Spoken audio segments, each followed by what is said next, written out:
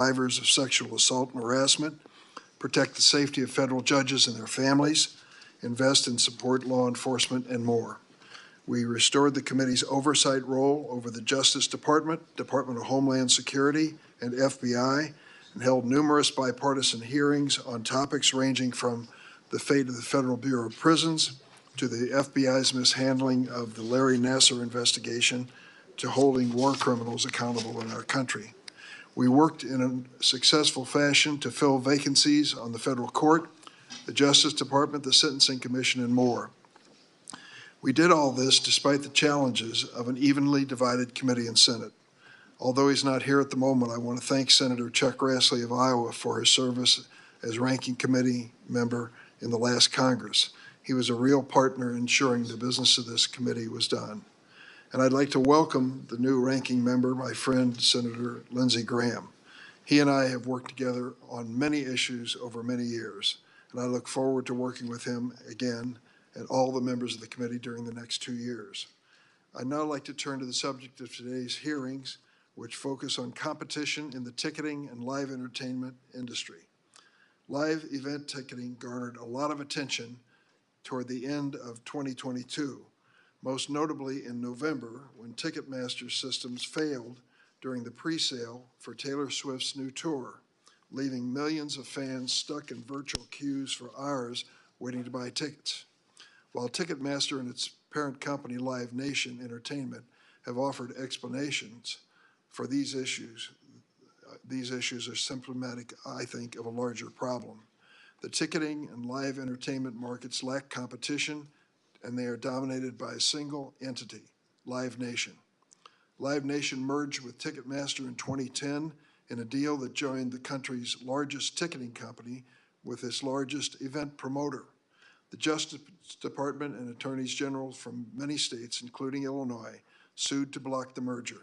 The plaintiffs ultimately allowed the merger to go through, but put in place a consent decree with a set of conditions and divestitures designed to ensure competition in ticketing and live entertainment markets.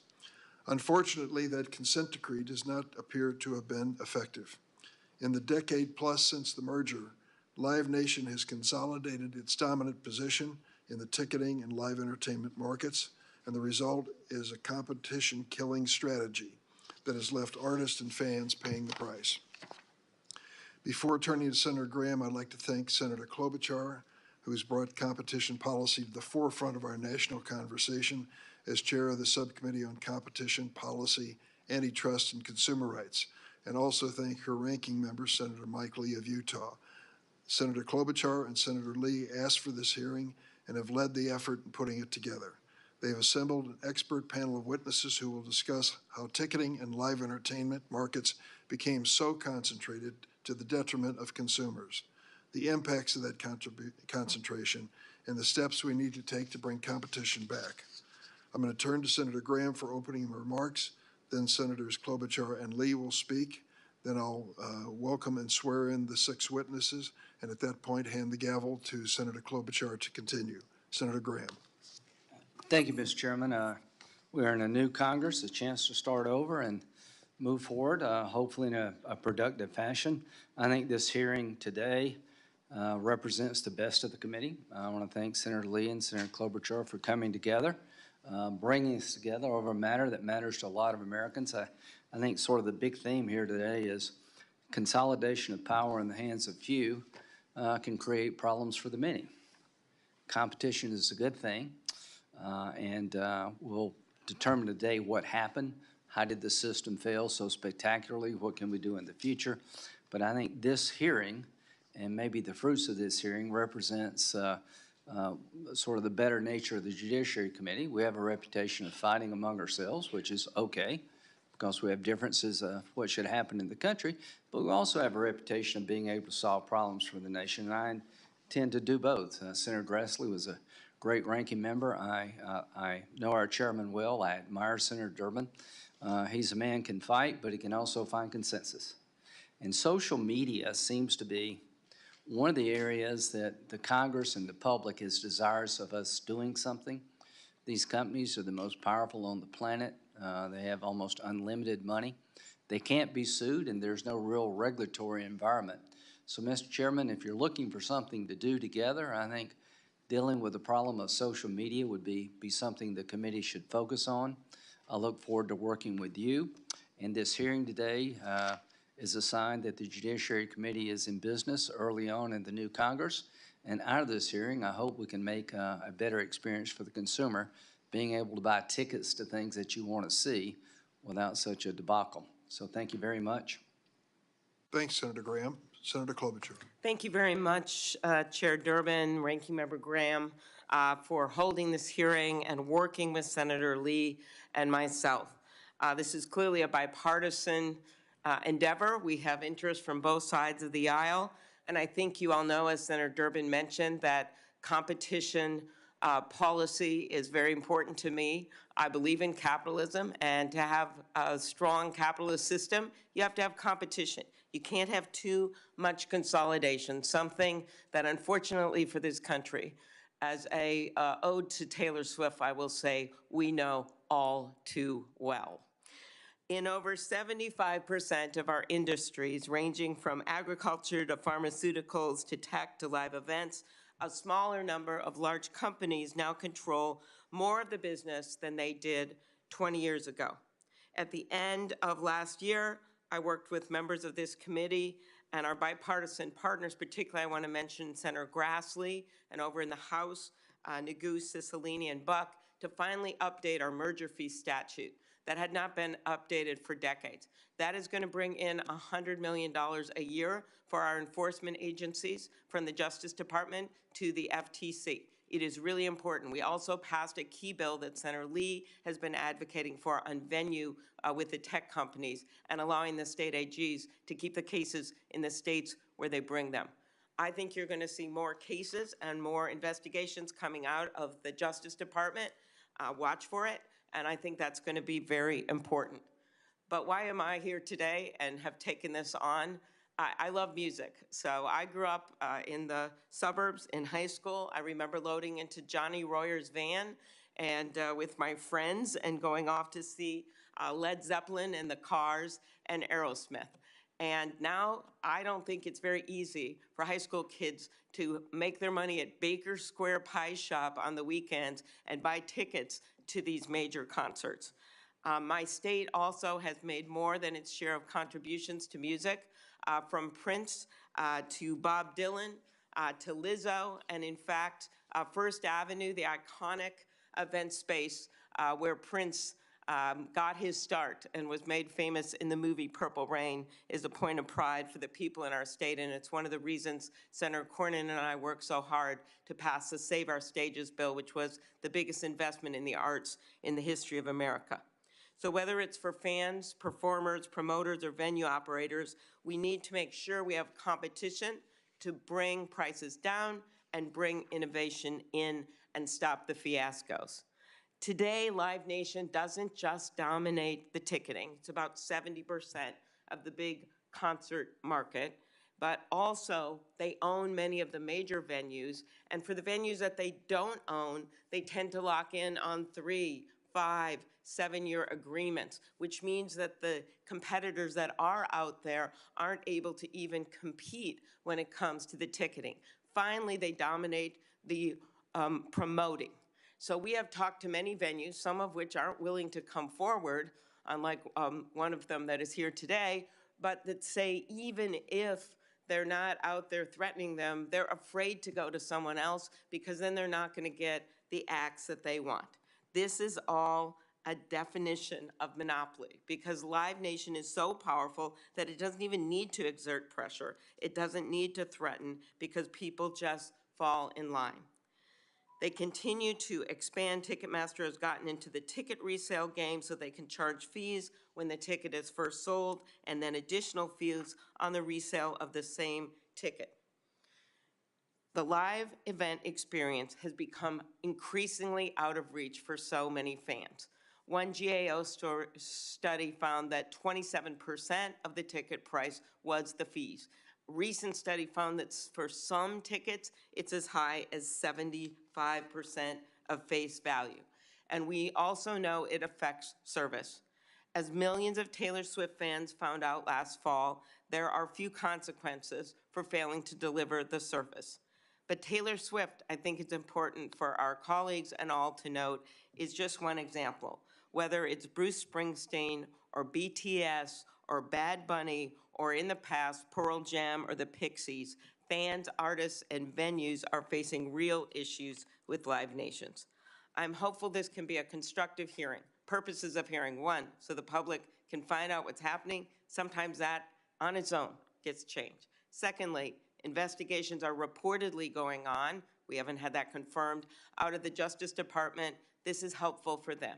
And the third reason is that our colleagues on a bipartisan basis can work together on legislation. Senator Blumenthal's been involved in this issue for many years, and we can do something, not just to strengthen our antitrust laws, which we must do generally, but also specifically in the ticketing industry when it comes to transparency and resale and the like.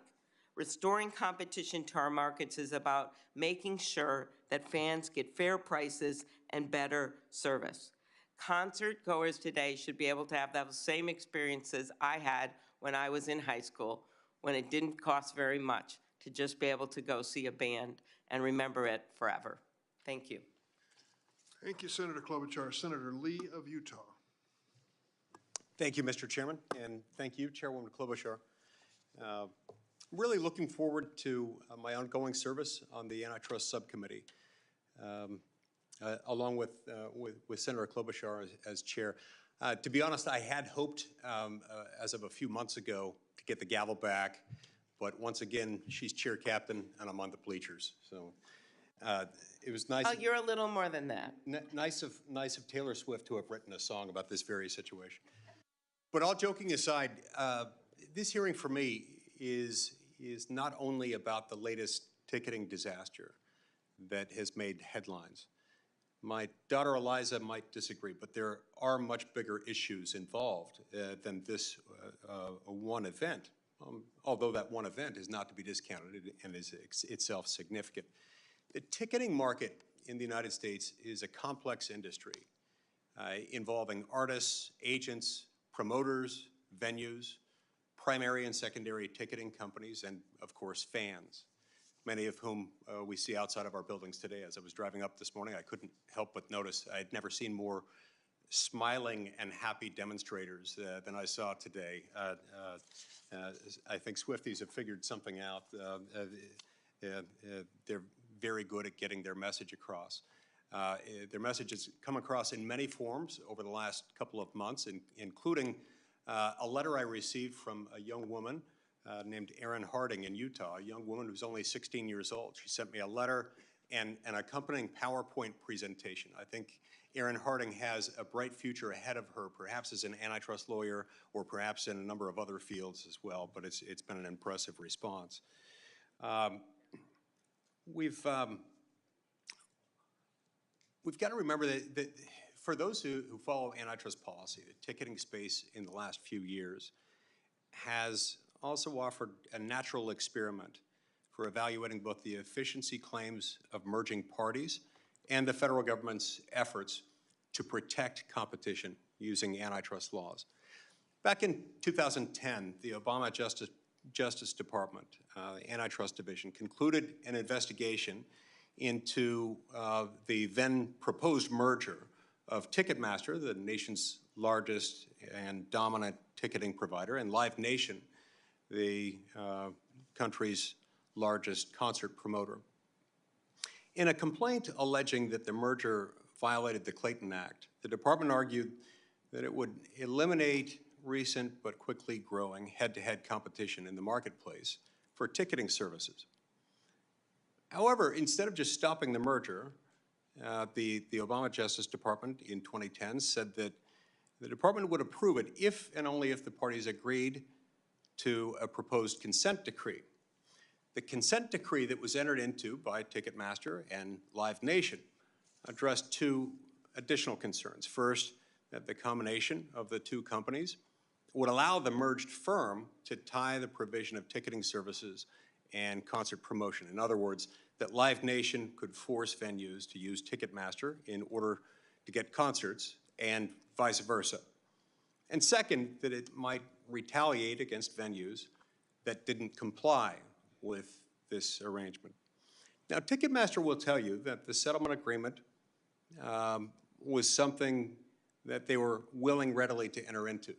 They weren't bothered by the consent decree at all, because this would, according to them, essentially be the functional equivalent of their offering the sleeves off of their vest. And that Ticketmaster and Live Nation readily agreed not to engage in behavior that the merged firm had no incentive and no intention of undertaking. And yet, here we are, almost 13 years later, faced with a flotilla of allegations and complaints that the merged entity has done exactly what it said would never happen. There are news reports that the Justice Department has opened a new investigation into Ticketmaster's conduct, but Congress has an important role to play here as well. While DOJ undoubtedly wants to know whether Ticketmaster is violating the consent decree, Congress should be asking whether the consent decree was the right decision in the first place. Was the divestiture sufficient to ensure competitive pressure on the combined entity of Ticketmaster and Live Nation? Were the behavioral remedies capable of preventing that very kind of abuse? If the allegations that we're likely to hear today are true, if they can be proven, that they raise very serious doubts about the sufficiency of the DOJ's efforts and arguably counsel in favor of a new approach going forward. With all that in mind, today is the perfect opportunity to do what this committee is supposed to do: exercise oversight over the executive branch's law enforcement efforts, and consider whether, to what extent, in what ways, new legislation, or perhaps just better enforcement of existing laws, might be needed to protect the American people. I'm glad that we're here today, and I look forward to hearing from each of our witnesses. Thank you. Thanks, Senator Lee. Let me welcome the 6 witnesses whom I'll introduce. Joe Berchtold serves as Live Nation Entertainment's president and CFO. In this role, Mr. Berchtold oversees finances, the world's largest live entertainment and ticketing company. Prior to joining Live Nation, Mr. Berchtold was president of Technicolor Creative Services at Technicolor and a partner with McKinsey & Company, leading their West Coast media practice. Jack Retzinger, co-founder and CEO of SeatGeek, mobile-focused ticketing platform. The company originally launched as an aggregator of resale ticket listings, but now operates as both the primary ticket outlet and secondary marketplace for sports teams and live event venues. Prior to co-founding SeatGeek, Mr. Retzinger was an associate counsel at Bain & Company. Jerry Michaelson is the co-founder of Jam Productions of Chicago, a Chicago-based concert promotion agency and one of the largest independent producers of live concert entertainment in the country. This is a return trip for Mr. Michaelson. He testified before the Antitrust Subcommittee in February of 2009 at a hearing on the then pending merger of Ticketmaster and Live Nation. At the time, he warned us of any competitive effects of the merger could have, stating, quote, "It's my belief this merger is vertical integration on steroids," close quote. I look forward to hearing an update on his views. Sal Nuzzo, Senior Vice President of the James Madison Institute, or JMI, Tallahassee-based think tank focusing on free market economics in Florida.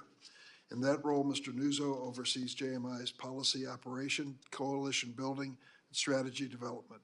His writings have been published in the Wall Street Journal, National Review, The Hill, and Newsweek.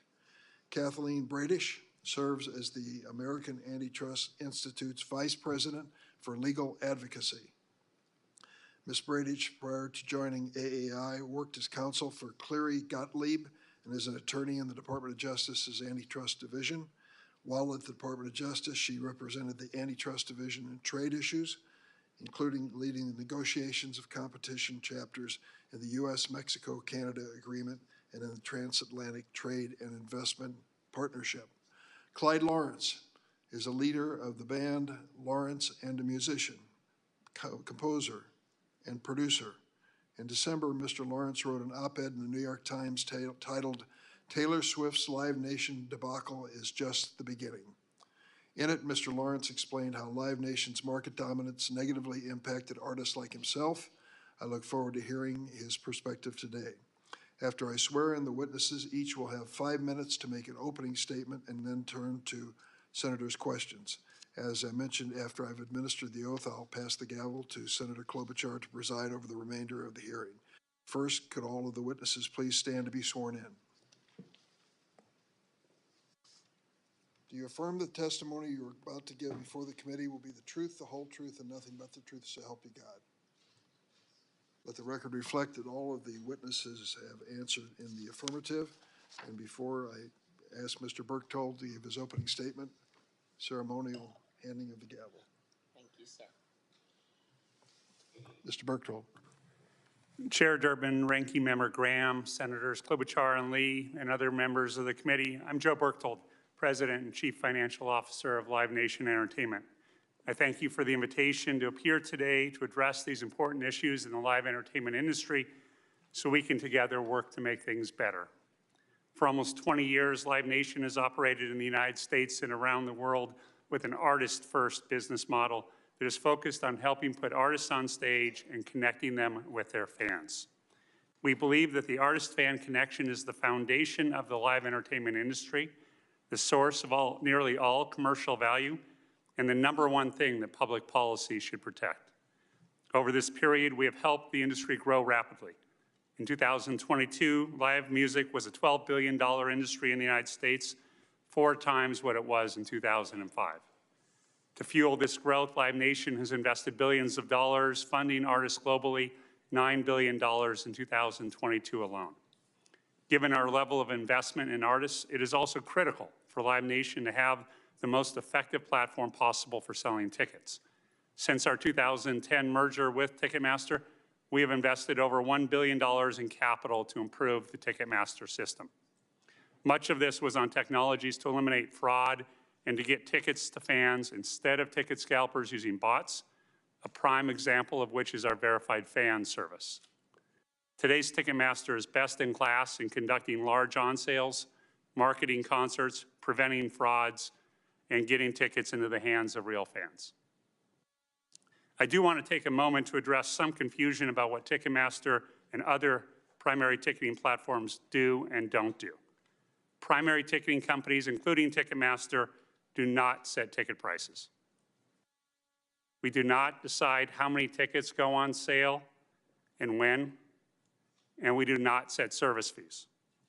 Pricing and distribution strategies are determined by the artists and their teams.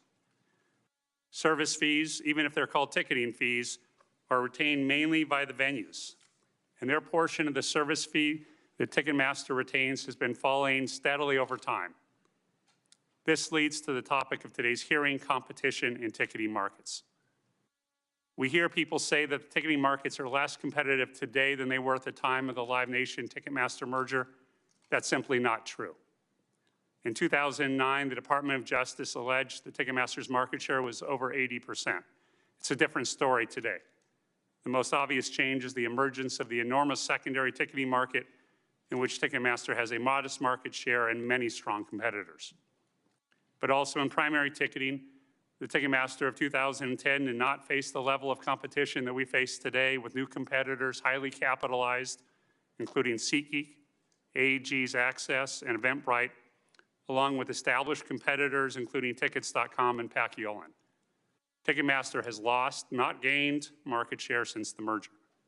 And as I mentioned, today's competitive bidding process with numerous credible alternative ticketing companies result in getting less of the economic value in a ticketing contract every year. There are problems in the ticketing industry, problems we believe can and should be addressed through legislation. Many are the direct result of industrial-scale ticket scalping that goes on today. A $5 billion industry in concerts alone in the United States, fueled by practices that run counter to the interests of artists and their fans. The recent on-sale experience with Taylor Swift, one of the world's most popular artists, has highlighted the need to address these issues urgently. We knew bots would attack that on-sale and planned accordingly. We were then hit with 3 times the amount of bot traffic that we'd ever experienced. And for the first time in 400 verified fan on sales, they came after our verified fan password servers as well. While the bots fail to penetrate our systems or acquire any tickets, the attack requires to slow down and even pause our sales. This is what led to a terrible consumer experience, which we deeply regret. We apologize to the fans. We apologize to Ms. Swift. We need to do better, and we will do better. Ticketmaster learned valuable lessons from this on sale. In hindsight, there are several things we could have done better. And let me be clear, the Ticketmaster accepts its responsibility as being the first line of defense against bots in our industry. It's an ever-escalating arms race. But in this forum where we're here to discuss public policy, we also need to recognize how industrial scalpers using bots and cyber attacks to unfairly gain tickets has contributed to this awful experience. There are many things we can and should accomplish together. We should enlarge the scope of the Bots Act and increase enforcement. We should enact categorical prohibitions on fraudulent ticket practices, including deceptive URLs and offering for sale tickets before they're on sale in the primary. We should mandate all-in pricing so that fans see the full cost of their tickets from the start. We share your goal of making live entertainment industry better for artists, teams, and fans alike, and it's in that spirit that I sit before you today, to work with you to make the fan experience better. I look forward to answering your questions.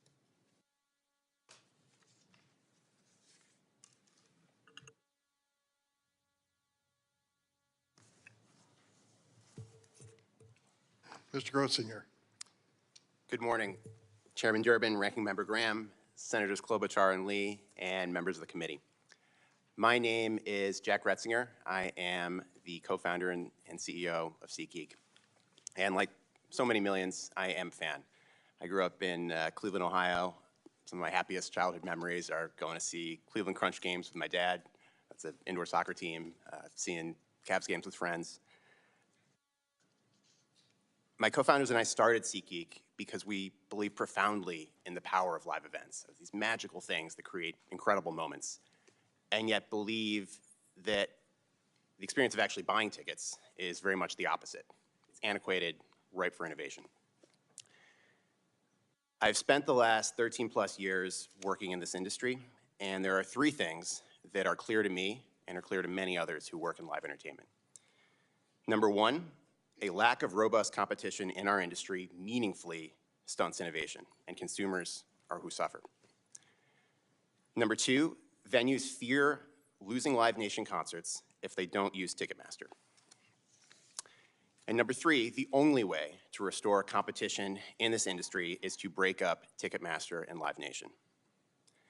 Some quick background on SeatGeek. We started the company in 2009, and initially, as was mentioned, we were a search engine that allowed users to search across a lot of sites. The company evolved, we grew over time, and importantly to this discussion, in 2016, we entered the primary ticketing market. Throughout our evolution, we have maintained intense focus on the consumer. We've launched many industry-first features that make it easier and more affordable for fans to go to events. And I'm super proud of all of the work that we've done at SeatGeek, but I also recognize the ongoing challenges that face our industry, some of which have recently been front-page news. The best way to address those challenges is to ensure there is robust competition where businesses and consumers can select the best products and services based on their merits. That does not happen today. It does not happen because Live Nation controls the most popular entertainers in the world, routes most of the large tours, operates the ticketing systems, and even owns many of the venues. This power over the entire live entertainment industry allows Live Nation to maintain its monopolistic influence over the primary ticketing market. As long as Live Nation remains both the dominant concert promoter and ticketer of major venues in the US, the industry will continue to lack competition and struggle. As discussed, Live Nation Entertainment is the product of the 2010 merger of Ticketmaster and Live Nation. And as was also mentioned, they entered into a consent decree, which banned Ticketmaster from threatening or retaliating against venues by withholding Live Nation concerts. That did not work. It has not worked at all. The DOJ's 2009 investigation confirmed that Live Nation had violated the consent decree repeatedly, almost since its inception. The DOJ identified numerous examples of Live Nation threatening and retaliating against venues that did not contract with Ticketmaster. Today, Ticketmaster's estimated market share is over 70% of the US primary ticketing market. Ticketmaster is the primary ticketing provider for more than 80% of the NBA, NHL, and NFL teams. Live Nation is also the largest promoter of major concerts in the world, promoting more than 73% of the top 25 tours in the US in 2021. It is no mystery why no other company has significantly penetrated the primary ticketing market. Major venues in the US know that if they move their primary ticketing business from Ticketmaster, they risk losing revenue they earn from Live Nation concerts. They know this because Live Nation has told them so, directly and indirectly, through its public pronouncements, private communications, and subsequent retaliation against venues that have signed deals with a competitor. The DOJ found that as a consequence of Live Nation's conduct, quote, venues throughout the United States have come to expect that refusing to contract with Ticketmaster will result in the venue receiving fewer Live Nation concerts or none at all, unquote. Our industry provides a cautionary tale about how behavioral remedies cannot solve the problems inherent in an anti-competitive merger. The only effective remedy now is a structural one, the dissolution of the common ownership of Ticketmaster and Live Nation. To improve our industry, we must restore competition. At SeatGeek, we deeply care about the live event industry and believe it's time to give fans, teams, artists, and venues alike the choices they deserve. It's a privilege to be included in this discussion. Thank you so much for your time and attention. Thank you very much, Mr. Retzinger. And next up, we have with us Mr. Michaelson. Thank you. And thank you for your work you do with the Palace in St. Paul, Minnesota. Thank you, Senator. Talk on. Thank you, Senator. Thank you, Chairman Durbin, Ranking Member Graham, Senator Klobuchar, and Senator Lee, along with all the other members of the Senate Judiciary Committee, for allowing me to appear before you today. I'm here to speak on behalf of my colleagues, fellow promoters, and most importantly, the concert fans. My appearance before you is based on my 50 years of experience in the live entertainment industry. For the record, my name is Jerry Michaelson, CEO and president of Jam Productions, a company that has produced and promoted events since 1972. As a primer for those who may not know, let me briefly talk about the job of promoters. We work with agents and managers to route tours into markets across the country. We make guaranteed payment to artists, contract with the venue to hold the event, market the show, put tickets on sale, and produce the show. We pay all the costs and assume all the risks. When Live Nation loses money on a concert, they can make up for that with operating income from ticketing and sponsorships. We can't do that. We don't have those. Pepsi doesn't earn money from Coke, but our competitor, Live Nation, earns money from selling tickets to our concerts. In 2009, I appeared in front of the committee to testify about the proposed merger of Live Nation and Ticketmaster. At that hearing, I stated the unification of these two Goliaths would create a business with extraordinary market power and clout unlike any that I've ever seen in my lifetime. I testified that if this merger was allowed to proceed, the combined entity would have the ability to suppress or eliminate competition in many segments of the industry. Today, we know with certainty that this merger is vertical integration on steroids, using dominance in one market to expand its power and dominance in another, cutting out the competition and harming the consumers. From my vantage point, the arena-level concerts used to be Jam's most profitable segment of the business because that's where we earned our money. In 1996, Jam produced 100 concerts in arenas, but in 2011, 1 year after the merger, that decreased to 46 concerts. And in 2022, we only produced 14 arena concerts. Live Nation went after the arena business, and they succeeded in driving us and other independent promoters out of that sector. Live Nation effectively eliminated competition for indoor arena shows by utilizing the following methods: purchasing national indoor tours in arenas and for their outdoor amphitheaters, threatening financial penalties on a tour deal if the artist wanted to work for Jam, paying a band 100% or more of the gross ticket sales. And Live Nation managed artists typically only perform for Live Nation promoted shows at the arena level. Now Live Nation is going after music theaters and clubs of all sizes in an effort to control the entire live music industry from the top to the bottom. From 2010 to 2021, Live Nation added 61 theaters and 41 clubs to their already large arsenal of venues. The near complete domination of arenas because of the merger could soon happen in theaters and clubs in every community in the country. On a 2016 Live Nation earnings call, Michael Rapino, their president and CEO, said one of the company's biggest goals was to convince artists to agree to integrate the primary and secondary ticket markets to grow Live Nation's share. Rapino stated, and I quote, "Artists, the more they get comfortable with seeing primary and secondary together, our market share grows." With that statement, Rapino acknowledged that they are not serving artists, they are serving themselves. There are two antitrust decisions I'd like to bring to your attention where vertical integration played a prominent role in restricting competition.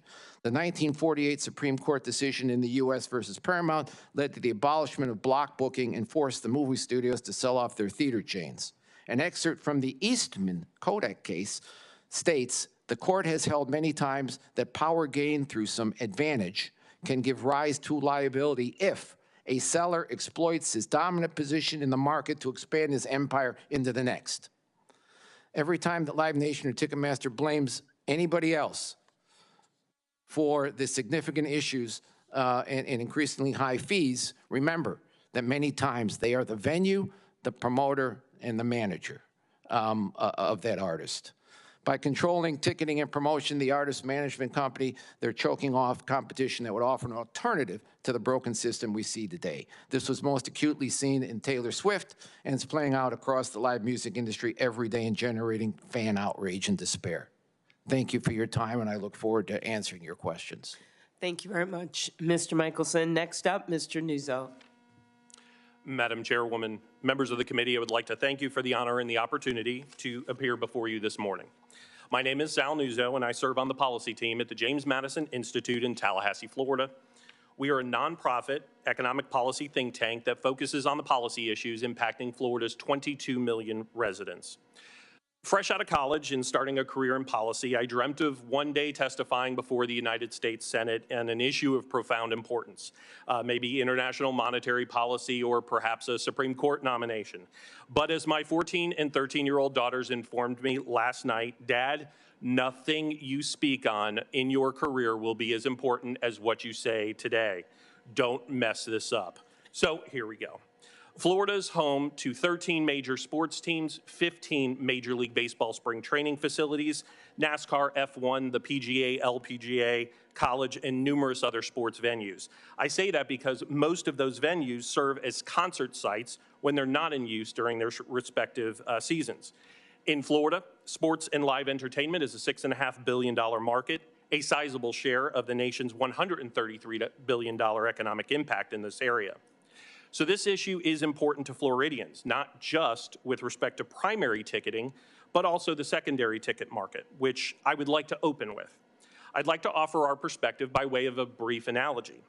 Because I'm an employee of a nonprofit organization, I drive a 15-year-old Volvo with 200,000 miles on it. God bless the Swedes. I purchased it from a private seller in 2015, and much to my kids' dismay, it's still going strong.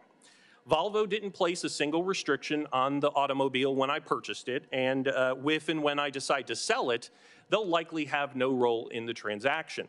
In fact, I don't think they have a clue what's happened to the car since it left their dealership. This is true for just about every auto manufacturer. Consequently, our auto market is a robust, thriving, and diverse industry largely adhering to the forces of supply and demand. The same could be the case for the market governing the selling, marketing, and resale of tickets to sports, competitions, and concerts. It could be, but it has not occurred. There is, as we've spoken about, one dominant market player approaching 80% of the primary market. This does allow them the ability to leverage that dominance through service fees, exclusivity requirements, and other practices that are ultimately borne by consumers. At its core, a debate is occurring over what a person actually obtains when they purchase a ticket. Some would argue that the purchaser is simply leasing or renting a space in a venue, and that the lease is subject to terms and conditions. In our opinion, that logic rests on a misguided assumption that the commodity is the venue. Ask anyone attending a Jaguars game, or a Harry Styles concert for that matter, where they're going, and they'll reply, "I'm going to the Jags game," or "I'm going to take my daughters to see Harry Styles." They would not reply with, "Oh, I'm going to TIAA Bank Field this afternoon," or "just taking my kids to Amway Arena tonight." The stadium may have a lifespan of 50 years, but an individual purchases a commodity with a much more limited lifespan, a couple of hours. This distinction, in our opinion, is vital to the debate over the issues within the event ticketing space. Over the last several years, we've heard the term consumer welfare standard uttered much more frequently. Questions over whether the standard is still applicable in today's innovation economy, whether it should be replaced with some other form of subjective measure, and in the age of tech platforms, what consumer welfare even means. I would ask you all today, as we conduct this hearing, to set that principle aside. In this area, we would contend that consumer welfare is very clearly defined and reflective of the issues and challenges within this industry. Those representing the dominant player in the market would contend that their growth has allowed them to innovate and make advances that greatly benefit consumers. A few million Taylor Swift fans would respond, "This is why we can't have nice things."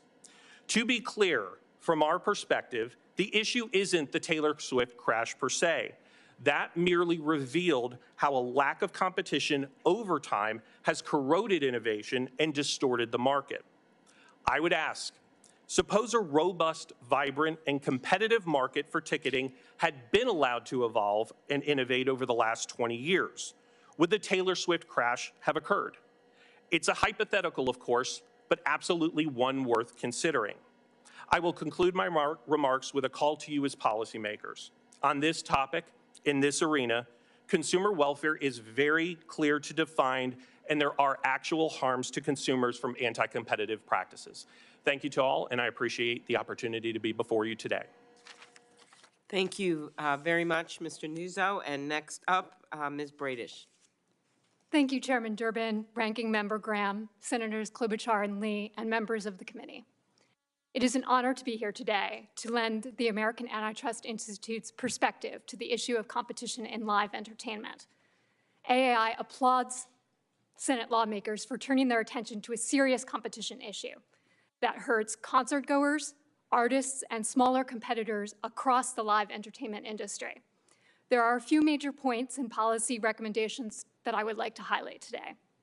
First, Live Nation Ticketmaster is an example of, on one hand, a very traditional monopoly in the mode of Standard Oil, and on the other, a 21st century digital player, like other online platforms, dominating an ever-widening swath of its industry.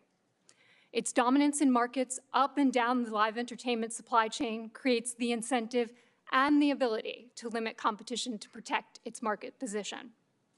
On the concert side, this includes excluding smaller or independent concert promoters and venues.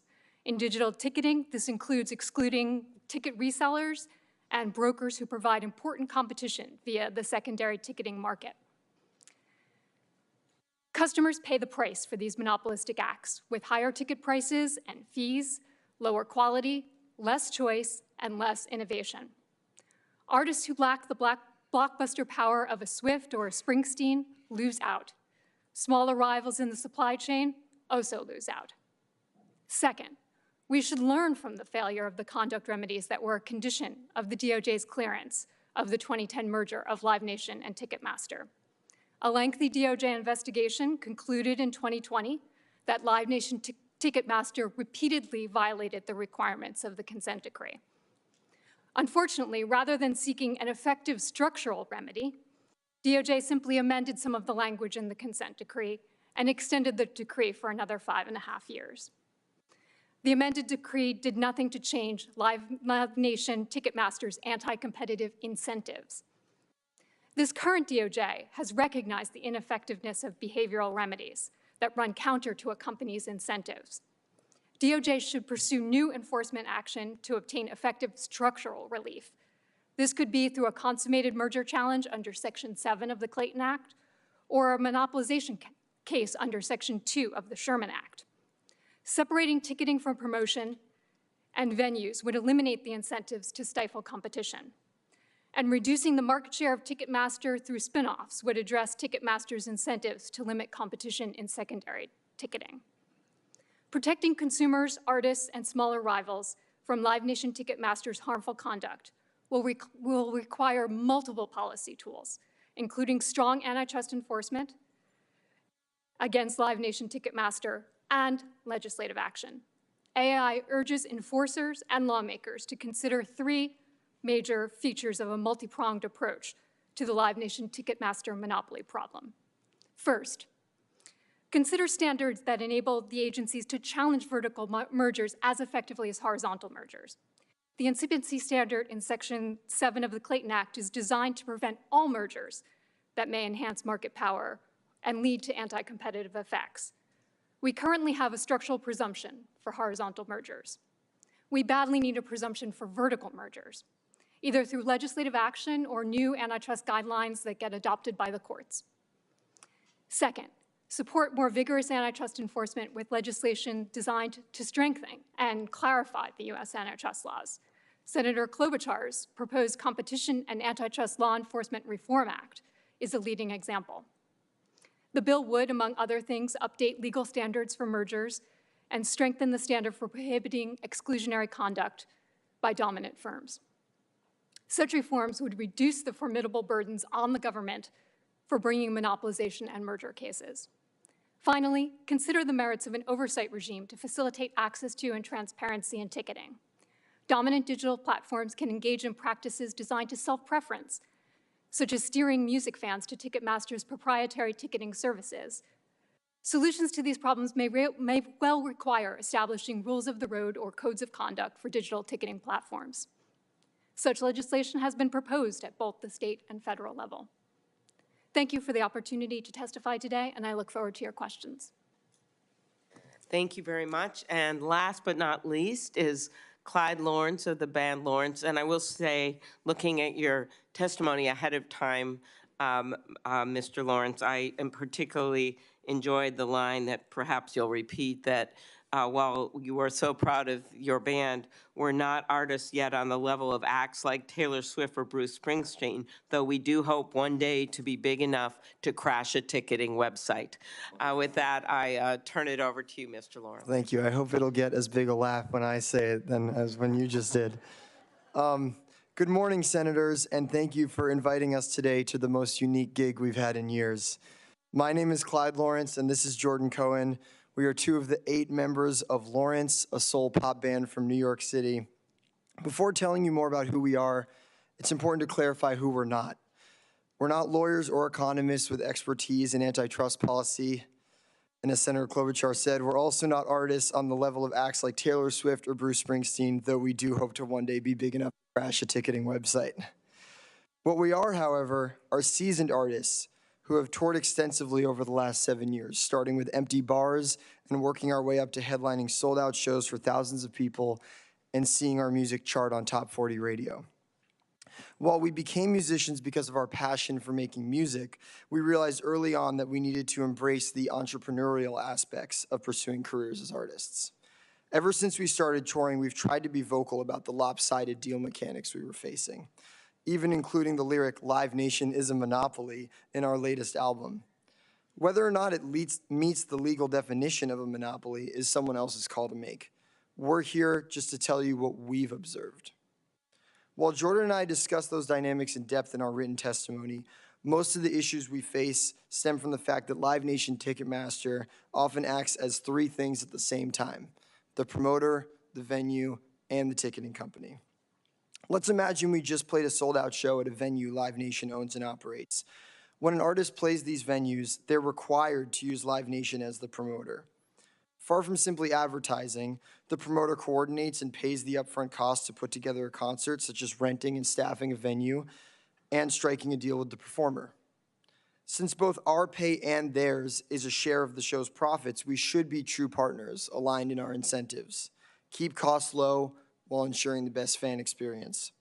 But with Live Nation not only acting as the promoter, but also as the owner and or operator of the venue, it seriously complicates these incentives. At the end of the show, costs will have eaten into most of the money made that evening, and due to Live Nation's control across the industry, we have practically no leverage in negotiating them. If they want to take 10% of the revenues and call it a facility fee, they can and have. If they want to charge $30,000 for the house nut, they can and have. And if they want to charge us $250 for a stack of 10 clean towels, they can and have. Once these costs, some of which went to Live Nation subsidiaries, are taken into account, the remainder is split between Live Nation and the band. In a world where the promoter and the venue are not affiliated with each other, we can trust that the promoter will look to get the best deal from the venue. However, in this case, the promoter and the venue are part of the same corporate entity, so these line items are essentially Live Nation negotiating to pay itself. Does that seem fair? The tickets were listed at $30, and our pay ended up shaking out to about $12 of each ticket. But in this hypothetical show, the fan did not pay $30 for that ticket. The fan paid $42 because Ticketmaster tacked on a 40% fee. And for the record, we've had them go as high as 82%. As with promotion, if an artist plays at a Live Nation venue, the artist has no choice but to have the show ticketed by Ticketmaster. And to be clear, we have absolutely zero say or visibility in how much these fees will be. We find out the same way as everyone else by logging on to Ticketmaster once the show already goes on sale. And in case you're wondering, no, we, the artists, do not get a cent of that fee. So of the $42 a fan spent on a ticket, we received $12. But whereas Live Nation's costs were already covered at this point in the calculation, we still need to pay for our touring costs. In our case, roughly 50% of our earnings is used to cover expenses. So that leaves us with $6 for an 8-piece band, pre-tax, and we also have to pay our own health insurance. To be fair, many of the issues we've addressed here are not exclusive to Live Nation Ticketmaster, and we've had a number of positive experiences with parts of Live Nation.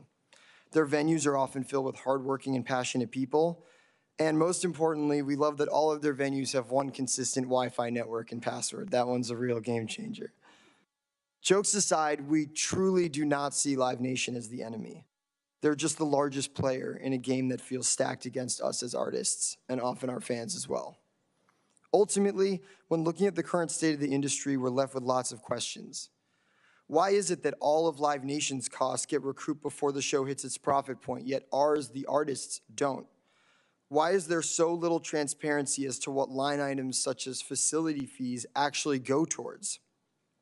Why is it standard for Live Nation to take a 20% commission on our merchandise sales while we never receive a cent of their ancillary revenues like concessions, alcohol, and parking?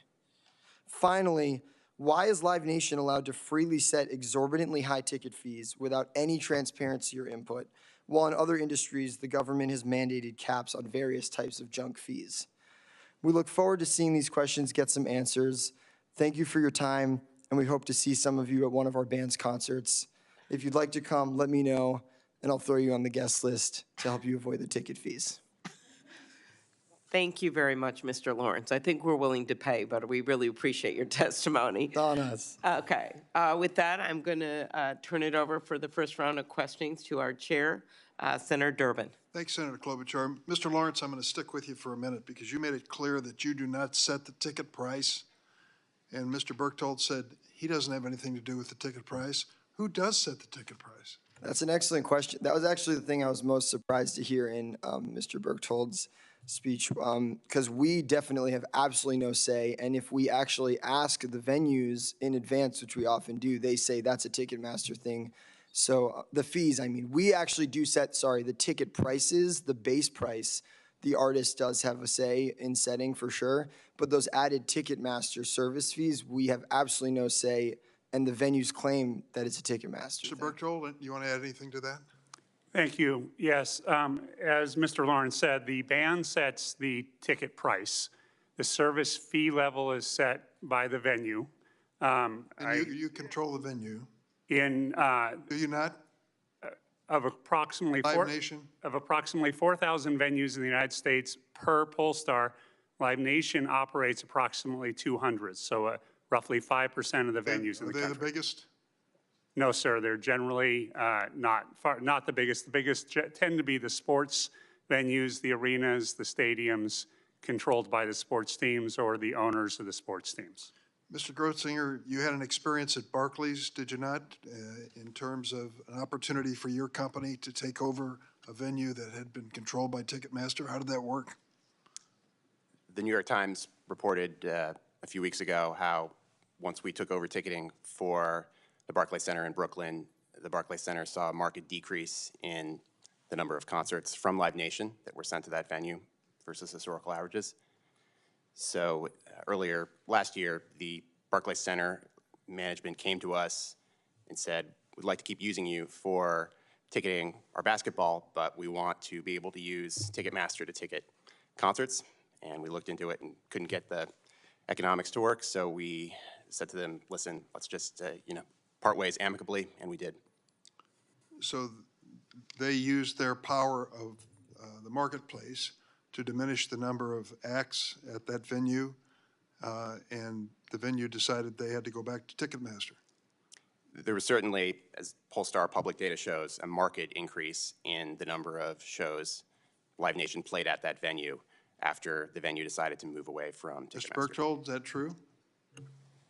I believe, Senator, that what the New York Times indicated was that another venue opened in the marketplace. So you now had two venues vying for the shows that weren't going to Madison Square Garden, and that the number of shows going to Barclays from all the major promoters went down as a result of that increased competition. I have not heard of any allegations that we changed in any way our booking of concerts for that venue. It's a matter that I watch very closely given the profile of the New York market. I understand every decision about every show, where it was placed and why. We have records determining that in no cases was there any retaliation against Barclays in the placement of shows.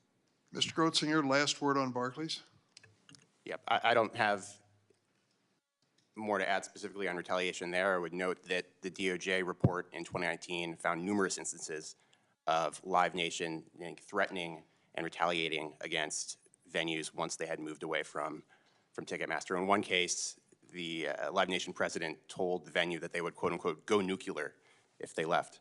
So the threat is real. It's been documented. It happens across many venues. Mr. Michaelson, Mr. Berchtold defended his market position in one element, saying it was a battle of the bots. Have you run into that phenomena? Ticketing companies, one of the things they're supposed to do is have solutions to bots. And for the leading ticket company not to be able to handle bots is, for me, pretty an unbelievable statement. But you can't blame bots for what happened to Taylor Swift. There's more to that story that you're not hearing. Ms. Braidish, you probably heard Mr. Berchtold's suggestions or read in his testimony. 3 things he thinks need to be done, which included all-in pricing on the tickets, fighting deceptive URLs as an example, and creating a civil action under the Bots Act. Any reaction from you to those suggestions? Well, none of those suggestions go to the core of what we've been talking about today, which is the antitrust problem. The fact that Live Nation Ticketmaster, because of its market power, has the incentive to do things to exclude competition in all of its markets up and down the supply chain for live entertainment. So I appreciate those suggestions. Many of them may be good ideas, but it does not change the fact that Live Nation Ticketmaster is a monopoly and will act because that's its incentive to exclude competition. Thank you, Madam Chair. Thank you very much, Senator Durbin. Next up, Senator Lee. Thank you, Madam Chair. Ms. Braidish, I'd like to start with you. Back in 2010, the antitrust complaint filed by the Department of Justice against the proposed merger between Ticketmaster and Live Nation, alleged, among other things, that Ticketmaster had at the time an 83% market share, with no competitor, no single competitor, having more than 4% of the market. It also alleged that Live Nation, for its part, was Ticketmaster's biggest customer and was the leading concert promoter at the time, of course. It also alleged that Live Nation had begun competing directly with Ticketmaster for ticketing services, rising over a very short period of time to 16% of the market share in just 2 months, kind of a meteoric rise. So with that in mind, why, in your view, did the Department of Justice settle what seems to be a strong case that appears to involve the elimination of head-to-head competition with a monopolist? And would you agree that what we have here is not a shortcoming necessarily of our antitrust laws, but error, perhaps gross negligence in enforcing them? Well, I think that there are two elements to why the DOJ would take a consent decree rather than pursue a case in court. Obviously, a case in court involves risk, and the fact is that to pursue a vertical merger in court, and recent experience backs that up, is difficult. It's very difficult for DOJ to win a vertical merger Meaning case. post Dr. Miles? Mm-hmm. Yeah. Yes. So that it's hard, given the current state of the law, for DOJ to pursue a vertical merger case. So that will make them, in many cases, hesitant to do that. Right. The second issue, I think, that comes up here is the need for witnesses in a court case. And in a situation where there's a pervasive fear of the dominant firm, where venues and promoters and other independent rivals will potentially suffer consequences, and history since then has suggested that's the case, they would have to testify in court. And to get someone to take that risk is not an easy ask. The point about Dr. Miles and Legion is interesting, although, if I'm not mistaken, they pitched this as a horizontal merger, didn't they? And didn't the complaint identify it as a horizontal, not a vertical? Well, there's a horizontal component as well as a vertical component. The conduct remedy part of it clearly goes to the vertical part of the issue. Now, the consent decree includes a divestiture and also prohibitions on tying the ticketing services and the concert promotion. You want to say anything about how those have worked in practice and why? Well, obviously, the investigation that culminated in the 2020 modification to the consent decree showed that, in fact, this was repeatedly violated. The DOJ described 6 instances, but also pointed to a pervasive environment of fear of retaliation.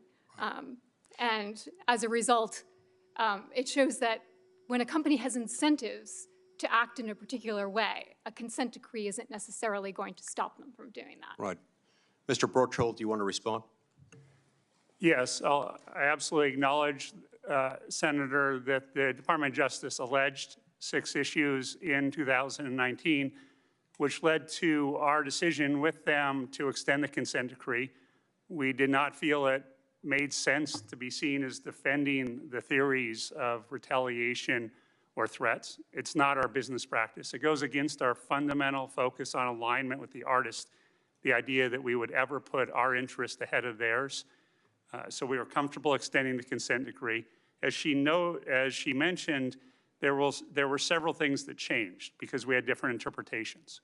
And one of the things that we've done is in instances where venues are seeking to tie in a ticketing and a concert agreement into an overall deal, we have eliminated those so that there can't be any instance where there's the perception of threats or retaliation associated with that bundling done at the venue's request. So we've simply eliminated that from our service set, along with the establishment of monitors to make sure that any venue employee or others could confidentially report any issues. Is it accurate to say that at a minimum, that Live Nation at a minimum was a motivated and capable, potentially, if not likely, competitor?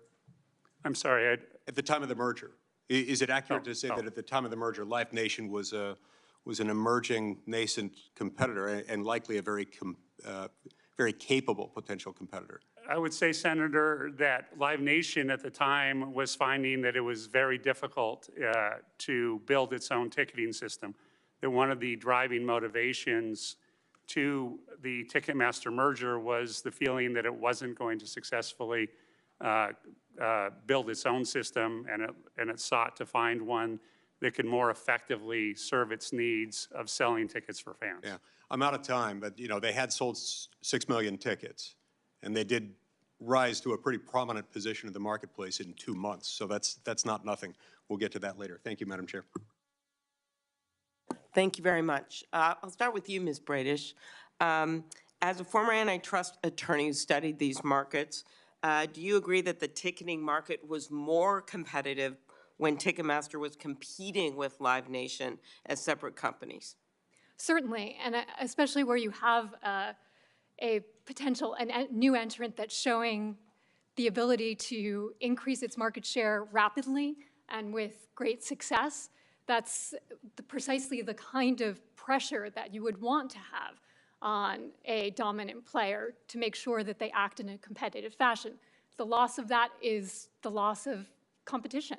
Exactly. Mr. Berchtold, we've heard serious concerns from artists, promoters, venues that Live Nation's dominance in the concert tour promotion can pressure venues to use Ticketmaster's primary ticketing service exclusively. How else would you explain the fact that Ticketmaster has 80% of major venues contracts in the U.S.? It is absolutely our policy to not pressure, threaten, or retaliate against venues by using content as part of the ticketing discussion. Mr. Michaelson, have you seen Live Nation leveraging its power as the leading concert promoter to pressure venues to use Ticketmaster for primary ticketing? How are they able to do that? When speaking with people that either own or manage venues, their biggest fear is if they leave Ticketmaster, they will lose content. So whether it's said or not, it's implied that if I don't use Ticketmaster, I am not gonna get all the shows that I would like to have. Get it. And by the way, if you look at the difference between the Target Center in Minneapolis and the Xcel Energy Center in St. Paul, the Target Center is ticketed by Access. The Xcel Energy Center is ticketed by Ticketmaster. Look at the number of shows that play Xcel, and you'll see they far exceed the number of shows that play Target. And when you look at and break it down a little farther, you'll see that most of the shows that play Xcel are Live Nation shows, and they bring very few to the access-controlled venue, the Target Center. Okay, thanks for that local reference. Mr. Berchtold, one way that Live Nation eliminates competitive pressures by locking venues into multi-year contracts, whether they're 3 years, 5 years, 7 years. If you've tied up 80% of major concert venues with multi-year contracts, where is there room for one of your competitors to get in the door? Yes, Senator. First, I would note that the 80% reference, I believe, is from a 2008 Department of Justice study, and we believe that our market share is substantially lower than that. How much lower? We would, variety of ways of estimating the market share in the industry, depending on what you include. We believe our market share would be somewhere between the 50 and 60% range. Keep going. Yes, I will absolutely acknowledge that it is the standard practice of venues in the United States who own ticketing rights to maximize the value of the ticketing rights they own by having long-term exclusive agreements with primary ticketing companies. Those ticketing contracts tend to last 3 to 5 years on average. I would note a very specific indication of the high level of competitiveness is first that with almost every contract renewal we have over the past decade, more of the money gets accrued to the venues as opposed to the primary ticketing provider, which would be one indicator of a very competitive marketplace. Secondly, I would note the success that SeatGeek had between 2018 and 2022, adding roughly 15% of the NFL and the NBA teams as primary ticketing clients, showed the level of movement of these clients. Okay, Ms. Braidish, did these type of exclusive contracts, did they shut out competitors? To me, like, if you can't go to anyone else, what are you going to do? Exactly. And I think it's a standard given in antitrust law that the longer the exclusivity in a contract, the greater the risk of a competitive effect. And the fact that they're able to get this length of contract indicates something about their market power. So, of course, it makes it much harder for particularly a newer entrant to get into the market if everybody is already tied up. And Mr. Retzinger, do you think that, to go to another topic, that Live Nation's concert promotion business, the fact that they're combined, has made it harder for you to compete for primary ticketing with Ticketmaster? Yeah, absolutely, it has. Typically, we'll go to a prospective client, we will show them our technology, they'll get excited. They'll get excited about how it's going to make the experience better for their fans and allow them to run their business better.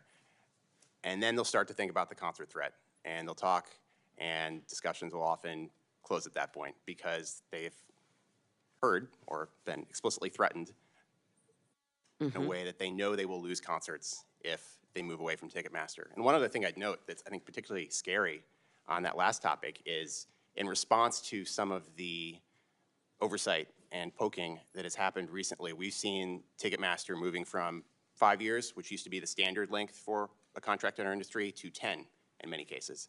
They're trying to lock things down so that if there is more pressure, they've at least signed a lot of these decade-long deals. So there's not a lot of time. If we want competition in this industry, it is already going to be very hard to change. Longer contracts make that even harder, and that is what they've been pushing for recently. Exactly.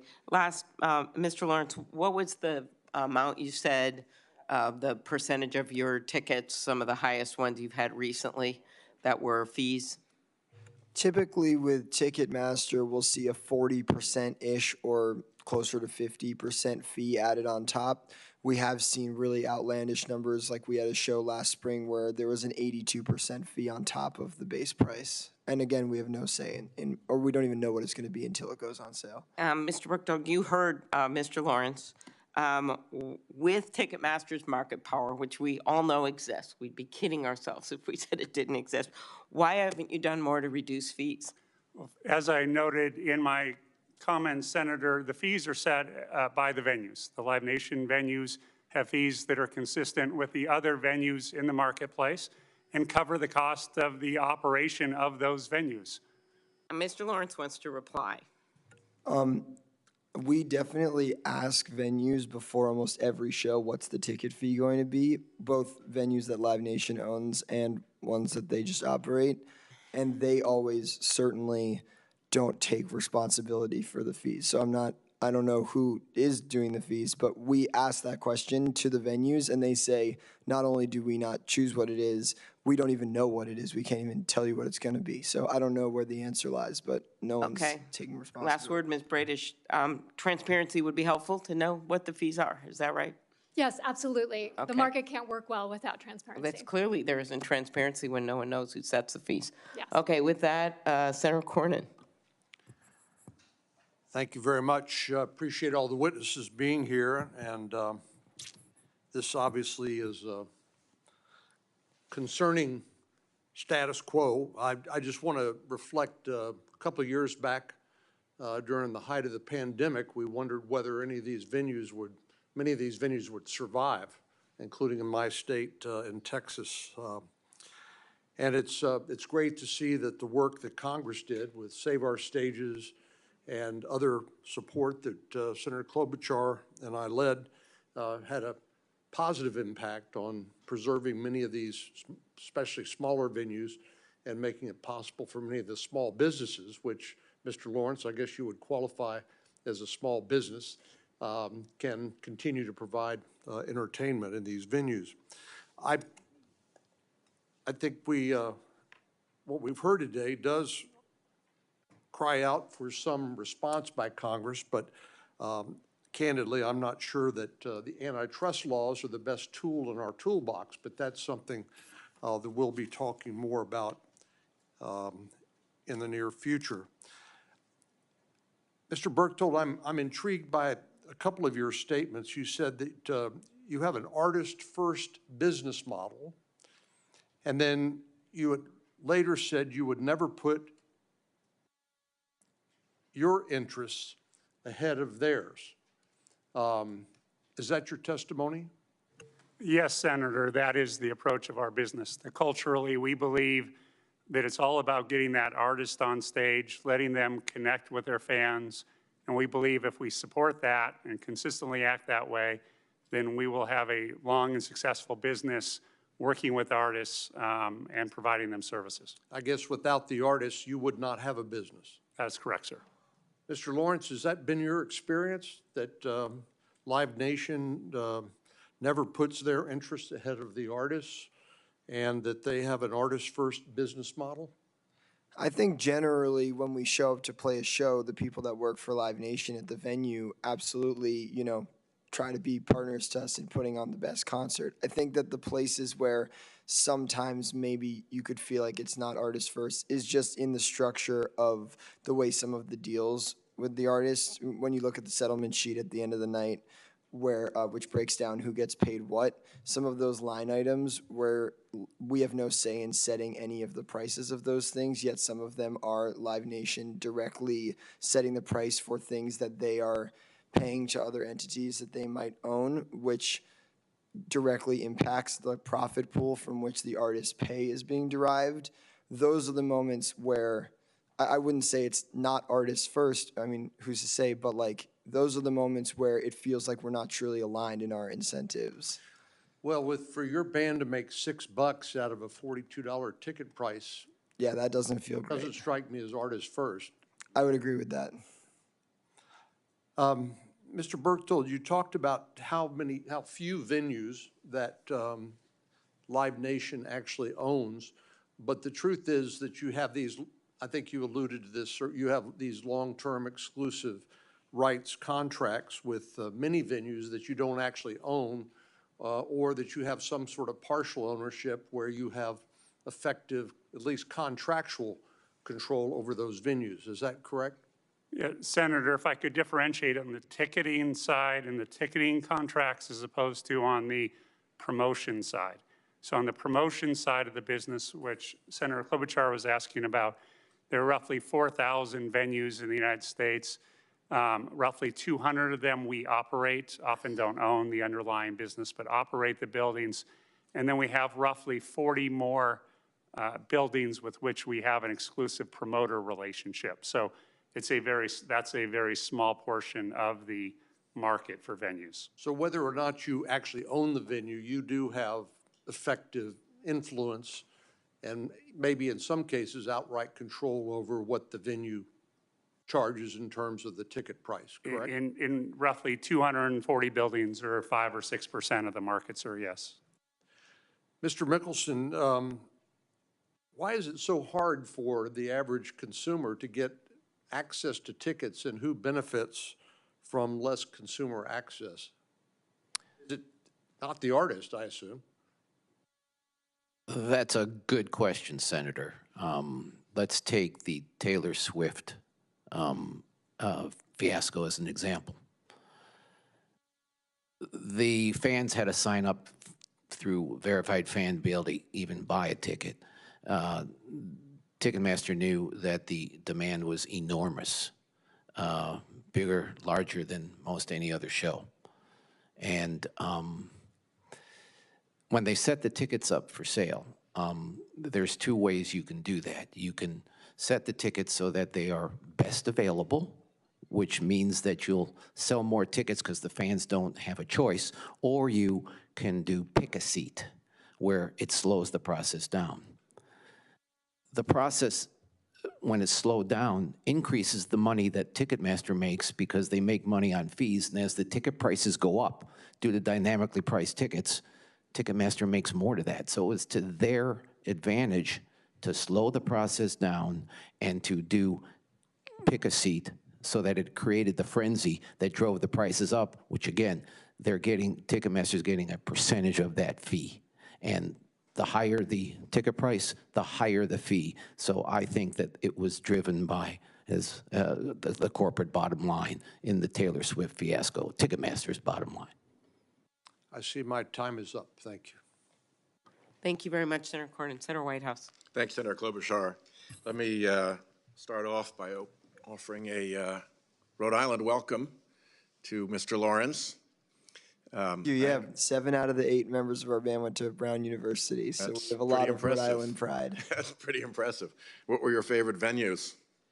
We played at a local venue called AS220 a bunch, but honestly, we mostly played at like house parties on campus. That was kind of where we got our start. We also play recently a bunch at FET Music Hall. Well, AS220 is a great organization, and I'm proud to have you in the middle of this as a group that emerged from our terrific Brown University. Thank you. You mentioned in your testimony today that when artists like you play a Live Nation venue, you typically are also required to use Ticketmaster and a Live Nation-owned promoter. If that were not the expectation, what would the difference, you think, be for your band and your fans? Well, if we had the ability to weigh different offers, then we would just be able to see a more apples-to-apples comparison of what kind of deals we could get in a given venue. But you're correct in saying that, yes, when we pick a given venue, if it's a venue that Live Nation is either the exclusive promoter or the operator or the owner of, there's no opportunity but to just receive a deal that we have no ability to negotiate from Live Nation. And yes, the tickets have to be ticketed by Ticketmaster. There's it would be great to be able to find out, oh, if it was this ticketing company, it might be a different fee. Or I know Mr. Berchtold saying that the venue sets the fee, which has not been our experience, but ideally we'd be able to see, if it was this company, it would be this or whatever. Say a little bit more about how that has not been your experience. It's 100% not been our experience. Yeah, there's literally not been a single time in our career when we've played at a Live Nation venue where we had any opportunity to not have Live Nation be the promoter or not have Ticketmaster be the ticketing company. Have you heard of any other artists who've been able to figure out a way around that? Or do you think that all artists are up against the same wall that you've described of inevitability?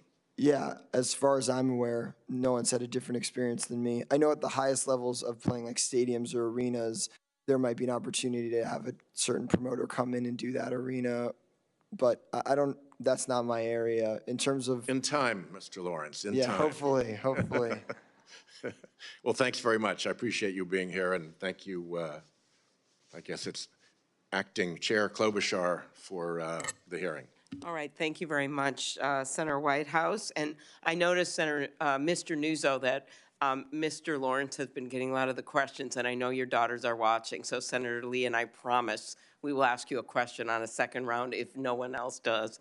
That's a little cute for you guys. Next up, we have Senator Blackburn.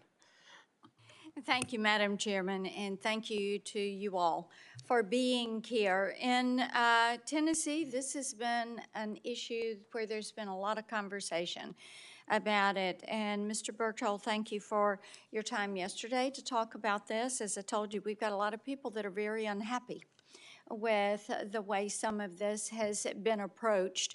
And there is frustration. We talked yesterday about the bots and how they impact Ticketmaster's operations, and you have blamed bot attacks on causing the crash during the Taylor Swift ticket sales, and ticket vendors seem to view bot attacks as normal to their operations. And Chair Durbin had mentioned, and of course we all know the Bots Act is something when I was in the House that got passed, signed into law. Senator Schumer had carried that over in the Senate. The FTC has only enforced this once. And they've had the authority to do this since 2016. So this is an unacceptable situation. Senator Blumenthal and I are going to do some more work on this at the Commerce Committee, at the Consumer Protection Subcommittee. But I do have a couple of questions. I've got about 4 questions, Mr. Berchtold, and I want to move quickly through this, so don't try to just run the clock out on me, which I don't appreciate that. So the data that you collect. Now, there's a 2019 report that showed that Ticketmaster's app has more downloads and more active users than any of its competitors. And I bet if I went down, everybody would shake their head yes, that is correct. And you have the most monthly active user growth that anyone is seeing. So, and I want you to submit the answers to this to me in writing. But let's take the Orange Bowl app, which I downloaded last month, taking my grandsons to the Orange Bowl. Go Vols, a big win there. That app is powered by Ticketmaster. Now, when you use that app, you can purchase parking, official merchandise, access travel sites.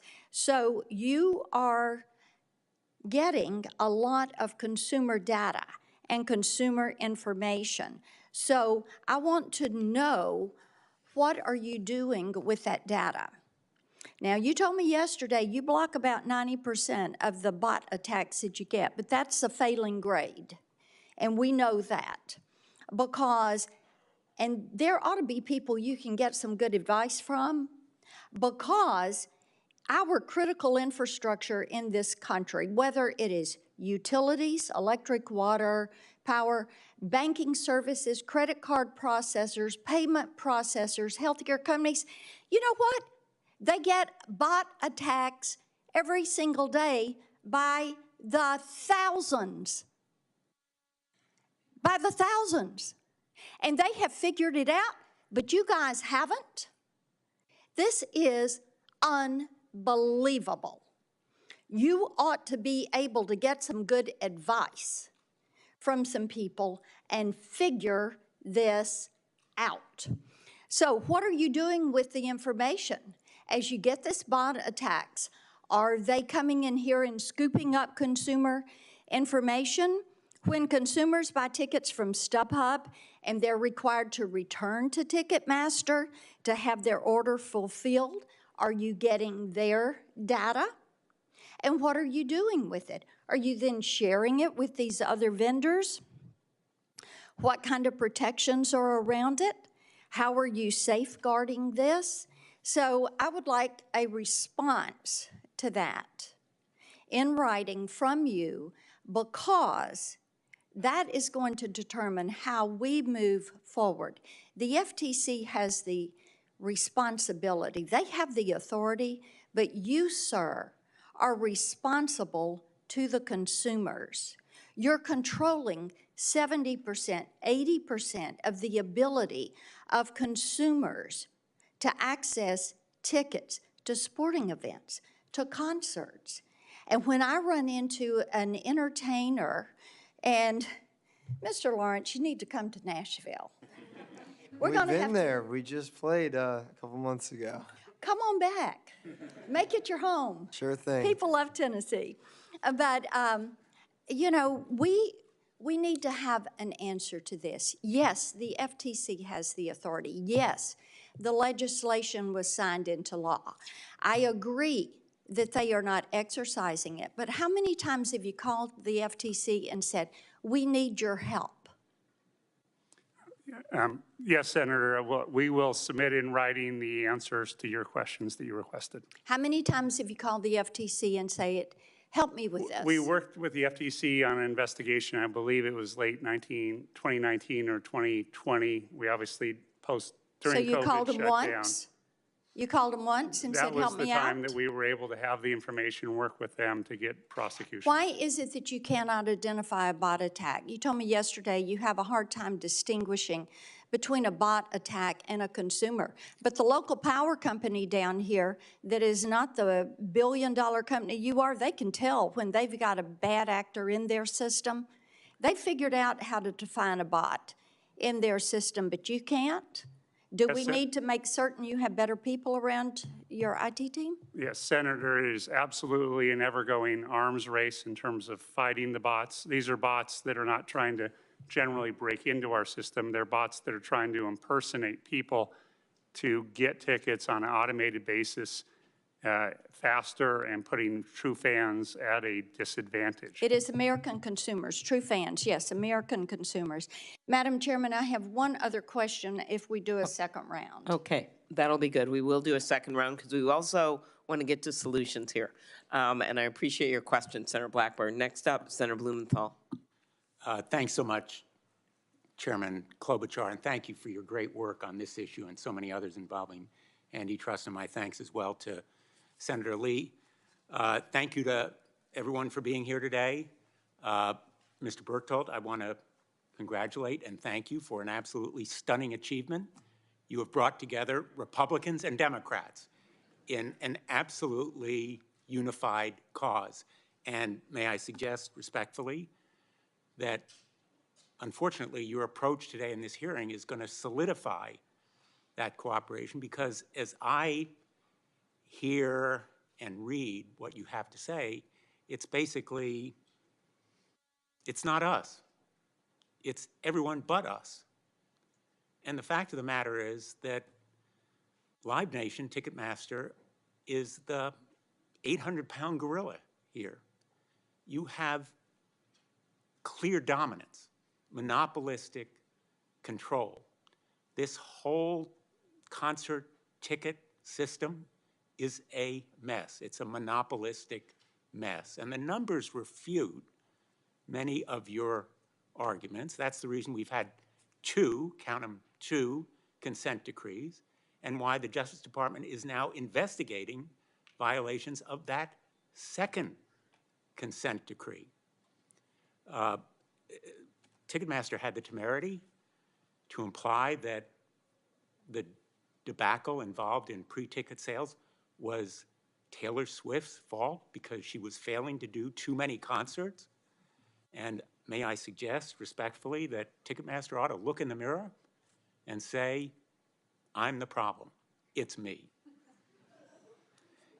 And the reason is quite simply that you are the ones ultimately responsible for the astronomically rising prices, the exorbitant hidden fees, the sold out shows, the bots and scalpers. We just had an exchange with Senator Blackburn. You've reported once over this entire history, once, an instance involving bots. I agree with Senator Blackburn that there needs to be stronger enforcement by the FTC. It has taken almost no action against the bots, despite our support for the Bots Act. And that is the reason why I am supporting legislation, talking about remedies, legislation called the BOSS Act, which would require transparency, accountability for hidden fees, for bots. Will you support the BOSS Act? Yes, Senator, we would absolutely agree that. I'm sorry. Senator, we absolutely agree there are a lot of problems in this industry, and as the leading player, we have an obligation to do better. Will you support the BOSS Act? I don't know all of the specific elements. I know there are many elements that we agree upon.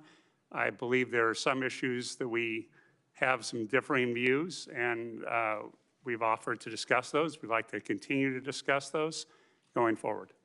Will you support legislation to require complete transparency, all in, to provide stronger enforcement powers against bots and scalpers? We absolutely support all-in pricing. We absolutely support greater enforcement, greater penalties, and expansion of the prohibition on bots. You know, the FTC has failed in some of its enforcement duties, but that is because Live Nation, Ticketmaster have failed to do the reporting that's required to enable enforcement. And I think that really betrays the contention that you have been active against it. And I think that consumers and artists and venues are all fed up with the system that exists right now. And I think to the people who are fed up, I would say, continue your criticism. If you're angry and frustrated, you have the power to demand action, and we should act with new legislation. If the Department of Justice establishes violation of the consent decree, unwinding the merger ought to be on the table. If the Department of Justice establishes facts that involve monopolistic and predatory abuses, there ought to be structural remedies, such as breaking up the company. We'll see what the Department of Justice finds. And to the FTC, we owe the duty of providing resources that are needed for more effective enforcement, and the incentives and the kinds of encouragement and support for action in this area. Let me ask you, will you support other kinds of legislation that would enable more transparency in this area? As a general concept, absolutely, we support more transparency. And I also commit that if you pass harder laws on bots with greater enforcement, that I will commit that we will do our part to support that. And will you take action against the bots? If we get the laws that are going to be enforced and supported and have real teeth and penalties against people, we will do our part. But you have the power right now to take action. Why haven't you done it? We have a limited level of power on something that hasn't been consistently enforced. You have unlimited power to go to court. Under the current Bots Act, which we have supported, we've given you the right of action. You are the only ones who have the resources and the knowledge to take effective action right now. Why haven't you done it? Well, we'd love the support of further laws, of working with the FTC, getting other information on the actual sale of the bot-generated tickets on the various secondary platforms. If you are concerned about artists, consumers, venues, and about the public interest, you would take action under current law. You have the right of action, you have the resources, and you have the kinds of legal authority to do it. And so that is why I come back to where I began. Your approach seems to be, it's everyone else who's responsible here, not us. And I hope that that approach will change in the future. Thank you, Madam Chair. Thank you, Senator Blumenthal. Next up, we have Senator Kennedy and then Senator Hirono.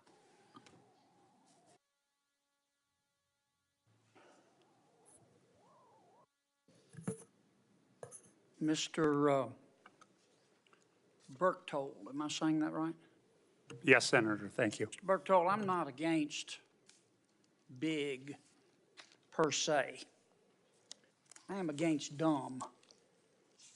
And the way your company handled the ticket sales for Ms. Swift was a debacle. And whoever in your company was in charge of that ought to be fired. Number two, I hear two things today. I hear some of you saying that that we have an antitrust situation here, and that is wrong from an academic perspective and a consumer protection perspective. I hear others of you saying Live Nation's making too much money and we want some of it. okay? But I hear all of you saying you care about the consumer, and I take you at your word. So how would you feel about adopting a rule, which it seems to me would satisfy the bot situation? Let's just adopt a rule. Well, strike that. I don't want to make it a suggestion because I want to think it through more. But let me ask you your opinion. You're the experts. What if we adopt a rule that said tickets to a Taylor Swift concert or Mr. Lawrence's band's concert are non-transferable? Now, you're not going to have a problem with bots, okay? If you got a scalper trying to buy 2,000 tickets, they don't want 2,000 tickets. They want a profit. And it'll hold down ticket prices. Why don't we do that? Don't everybody jump in at once.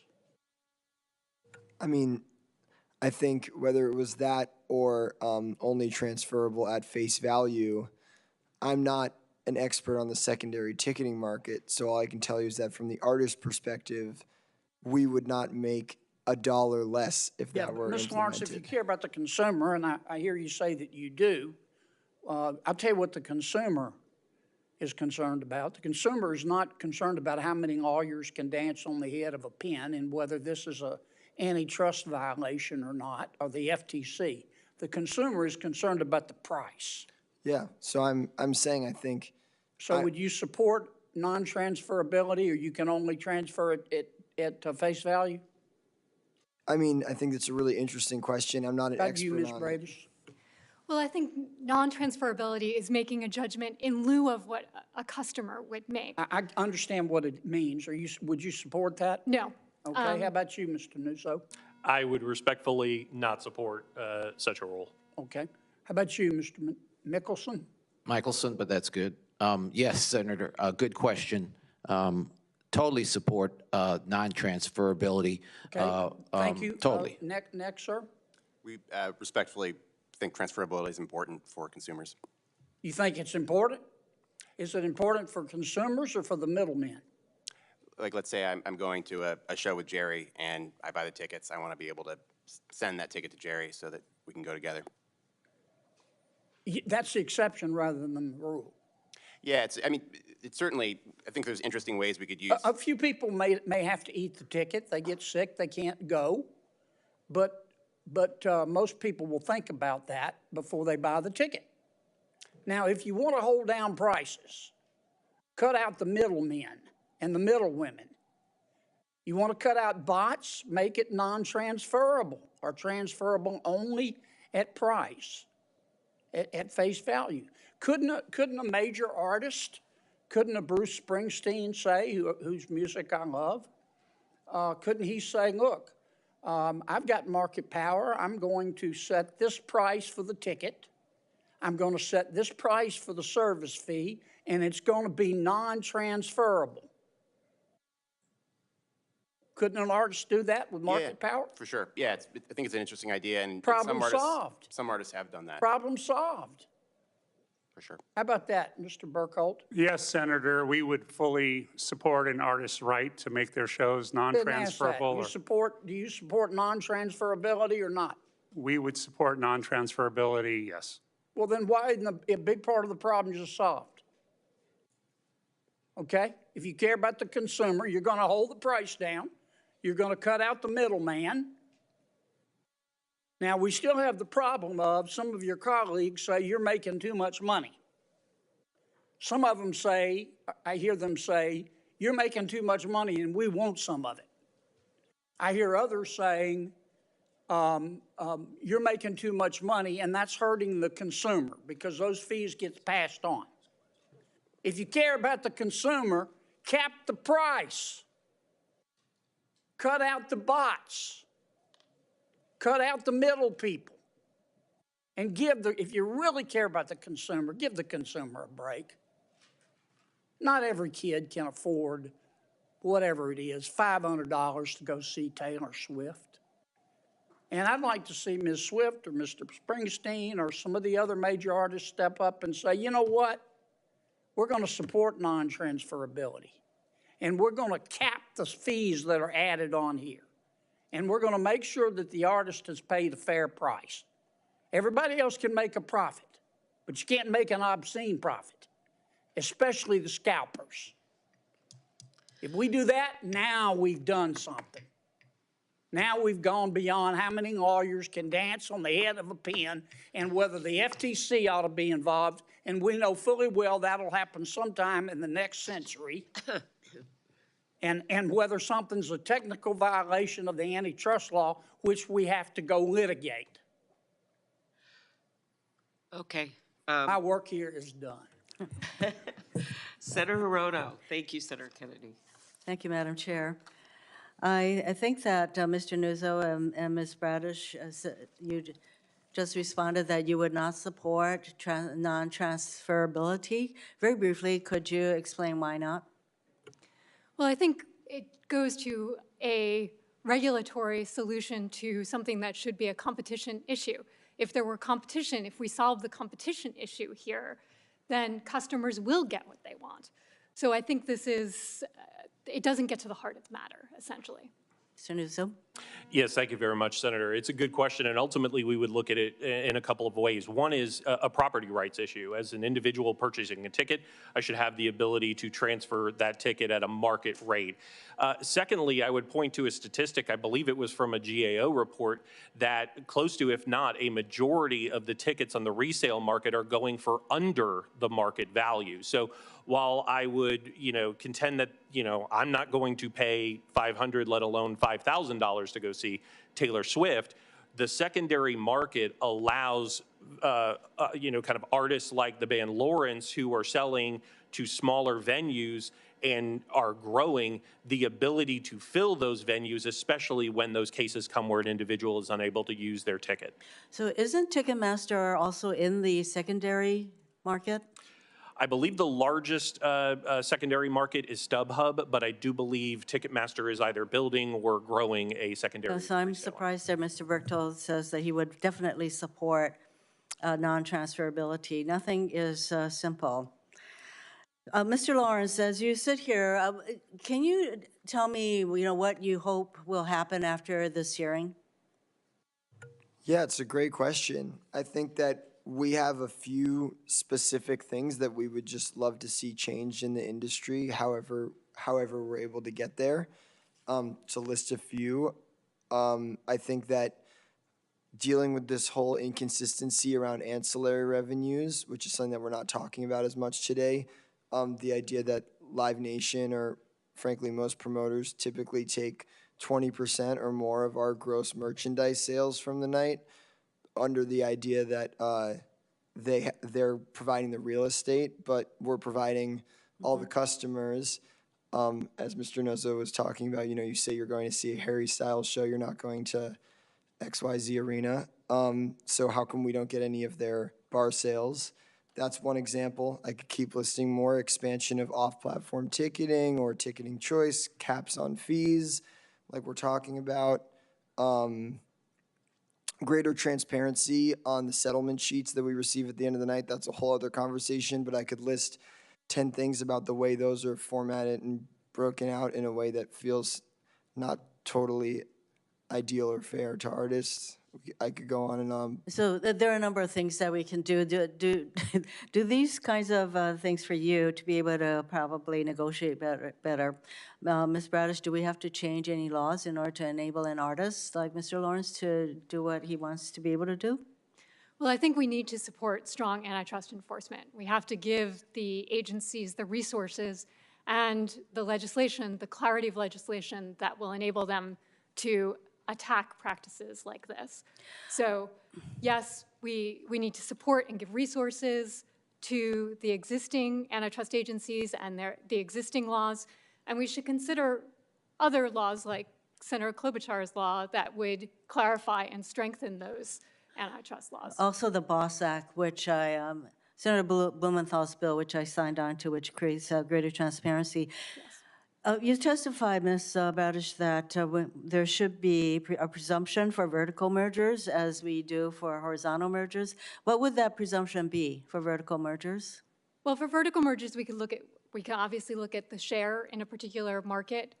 We can look at the ability of the monopolist to exercise power in another market, downstream or upstream. There are a number of ways to get at the same problem, but the idea is that you give the DOJ or FTC a foothold in order to be able to bring the case before a court, a foothold to be able to say this is illegal. Do we need to amend the Sherman Act to create such a presumption for vertical mergers? Or do we need to strengthen the Clayton Act, Section 7? Well, I think that the current Clayton Act and Sherman Act don't have the presumptions for horizontal mergers. Those come from the case law. So we don't necessarily need to change the fundamental contours of the Clayton Act and the Sherman Act. In fact, I would suggest that the Clayton Act already builds this in. The Live Nation Ticketmaster merger has already occurred. I'm interested in what we can do to prevent this kind of market share capture in other vertical mergers. I just want to mention that we've been talking a lot about the debacle, I would say, of the Taylor Swift situation. And back in 2018, thousands of people in Hawaii tried and failed to get Bruno Mars tickets, and similar kinds of occurrences happened in Hawaii. And I heard Mr. Berchtold say that after the merger, they spent $1 billion to improve the Ticketmaster system.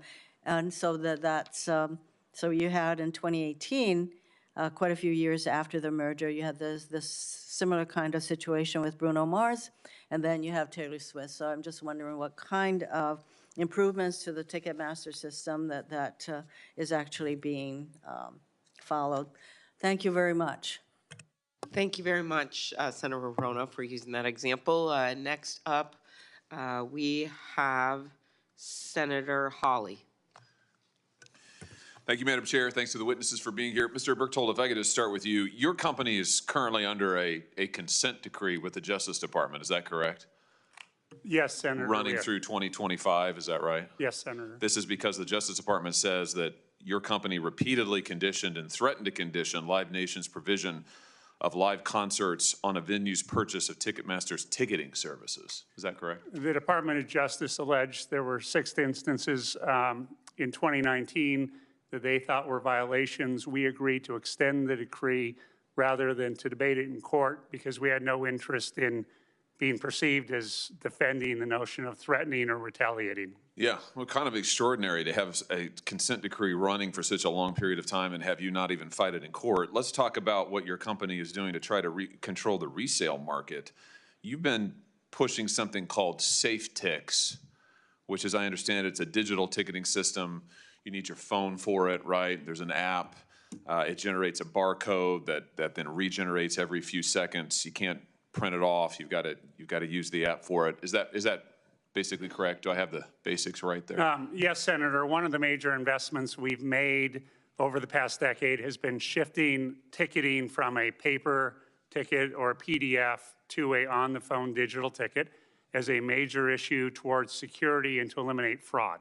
Yeah, so I want to come back to that, but just so I understand the way the system works. So once you've got the app, then somebody who's got a ticket on the app can digitally transfer that ticket to another app user, but they can't print it off and resell the ticket on StubHub, for instance. Is that correct?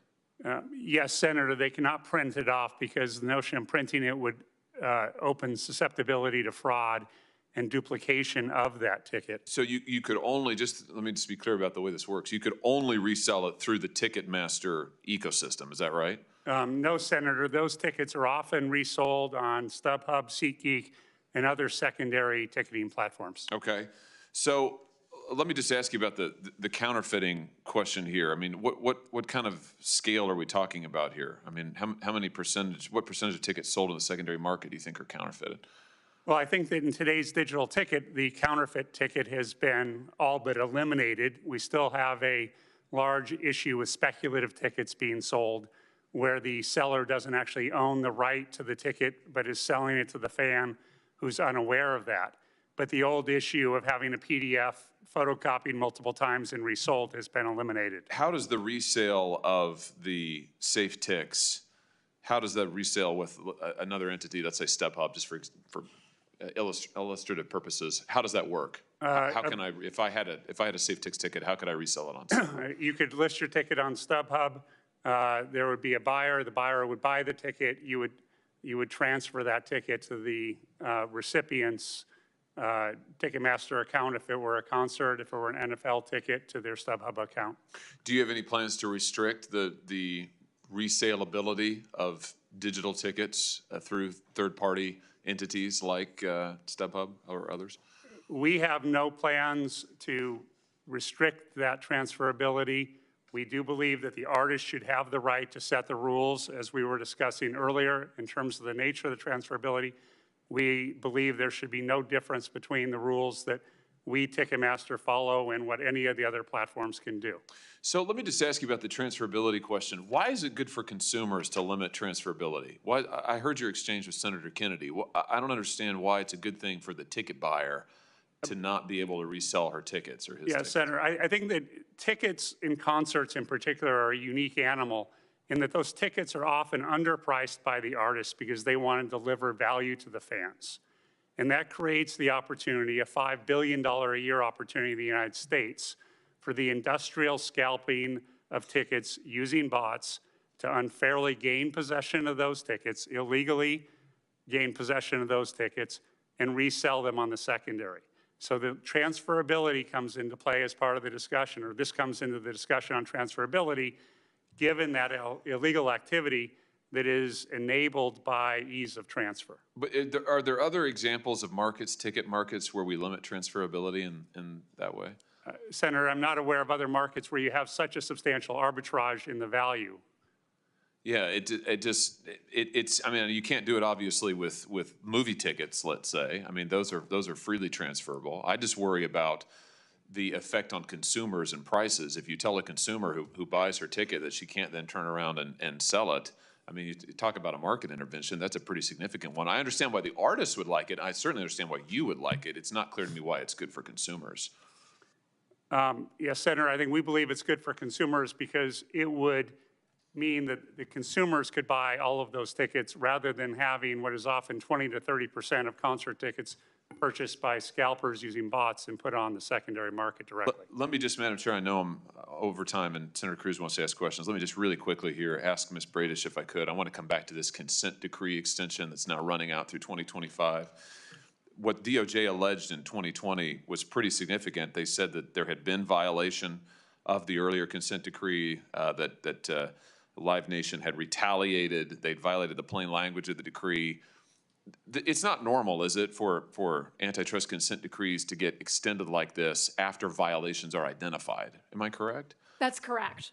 So what do you think is going on here? Well, I think it certainly shows that the problem that they anticipated in 2010 actually has come to pass in 2020. It means that Ticketmaster Live Nation is a monopolist whose conduct needs to be supervised. I don't think that this changes their incentives, so it makes it very difficult in the long run for DOJ to actually supervise it. You don't think it changes Live Nation's incentives, you're right. saying? I mean, their incentives are still to bully. Right. Others. What should happen then, in your view? A structural remedy. There should be a spin-off. There should be disintegration of the vertical integration. Very good. Thank you, Madam Chair. Very good. Thank you, Senator Hawley. Before Senator Cruz, Senator Tillis was here first. Thank you, Senator Tillis. Thank you, Senator Klobuchar. Mr. Lawrence, don't lose sight. Do you want to do nothing with me? And let's see, what's the other one? Oh, it's not all about you. Sounds like you've been eavesdropping on conversations among senators as an inspiration for those songs. Thank you. That's what it's all also, based. just want to point to the fact we're looking at, I think, at the time anyway, the youngest member of the Songwriters Guild after you helped your dad figure out how to deal the Miss America pageant or revise it for the purposes of that movie. Something like that, yeah. Let me ask you, first off, on the issue of transferability, I'm a Ticketmaster user. I'm a season ticket holder for the Carolina Panthers. It seems to me that I like the idea of an artist being able to do that. Maybe that's what Taylor Swift should have done, because it would have probably avoided the situation we had there. But I think a broad brush policy on non-transferability has all kinds of problems, to the point that Senator Hawley made, and I could think of other ones. I also think when we talk about scalpers, there are scalpers out there, but there are also people that are speculating on the market, being able to demand a higher price. That sounds like a free market principle I don't want to get too far ahead of. So I think we have to be very careful when we talk about things like that. Mr. Berchtold, I'm trying to, clearly Ticketmaster and Live Nation are in the crosshairs. So can you give me two things? I was also prompted by the discussion you had with Senator Blumenthal. One, tell me what you're doing to address what you think, whether or not you believe they're valid. You can see forces working against you. What specifically is Ticketmaster and Live Nation doing to prevent Congress from doing something to you? Well, thank you, Senator. I think that first we're here today. We'd like to engage in a discussion about what are the policy changes that can be made that can make this a better consumer experience. We believe all-in pricing makes a lot of sense. It simply is clear up front what price you're paying. We believe that there are absolutely deceptive practices that take place today in ticketing. I could give it. If I may, 'cause I'm going to stick to time. Yes, sir. Sorry. I think that it would, and I'm sure you're already thinking about it, but it's getting ahead of something that's probably, but for good faith efforts on you all's part, you may get a congressional prescription that's going to have some bad side effects. Mr. Lawrence, and this back to you also, Mr. Berchtold. Is there a mechanism now to where Mr. Lawrence knows exactly what the underlying transaction for a given performance or given production resulted in? In other words, can he get, at the end of the day, I think they set a price at $30 for one venue. Is there any sort of back-end reporting to a performer saying this is how it all stacked up and this is how everybody in the mix actually benefited from it? I mean, do you have that sort of transparency today? At the end of the day, we're given a settlement sheet, but that settlement sheet gives us, the base price. So it would be that $30. But I would also add that I mentioned earlier about a thing called facility fees, where not only does the settlement sheet not show the extra $12 that might bring it to 42, it'll sometimes even say like 27, even though the base price was 30, because the venue's also just sort of arbitrarily taking an additional $3. So the sheet we get says the tickets were sold for 27 rather than 30 or even 42, which feels a little bizarre to me.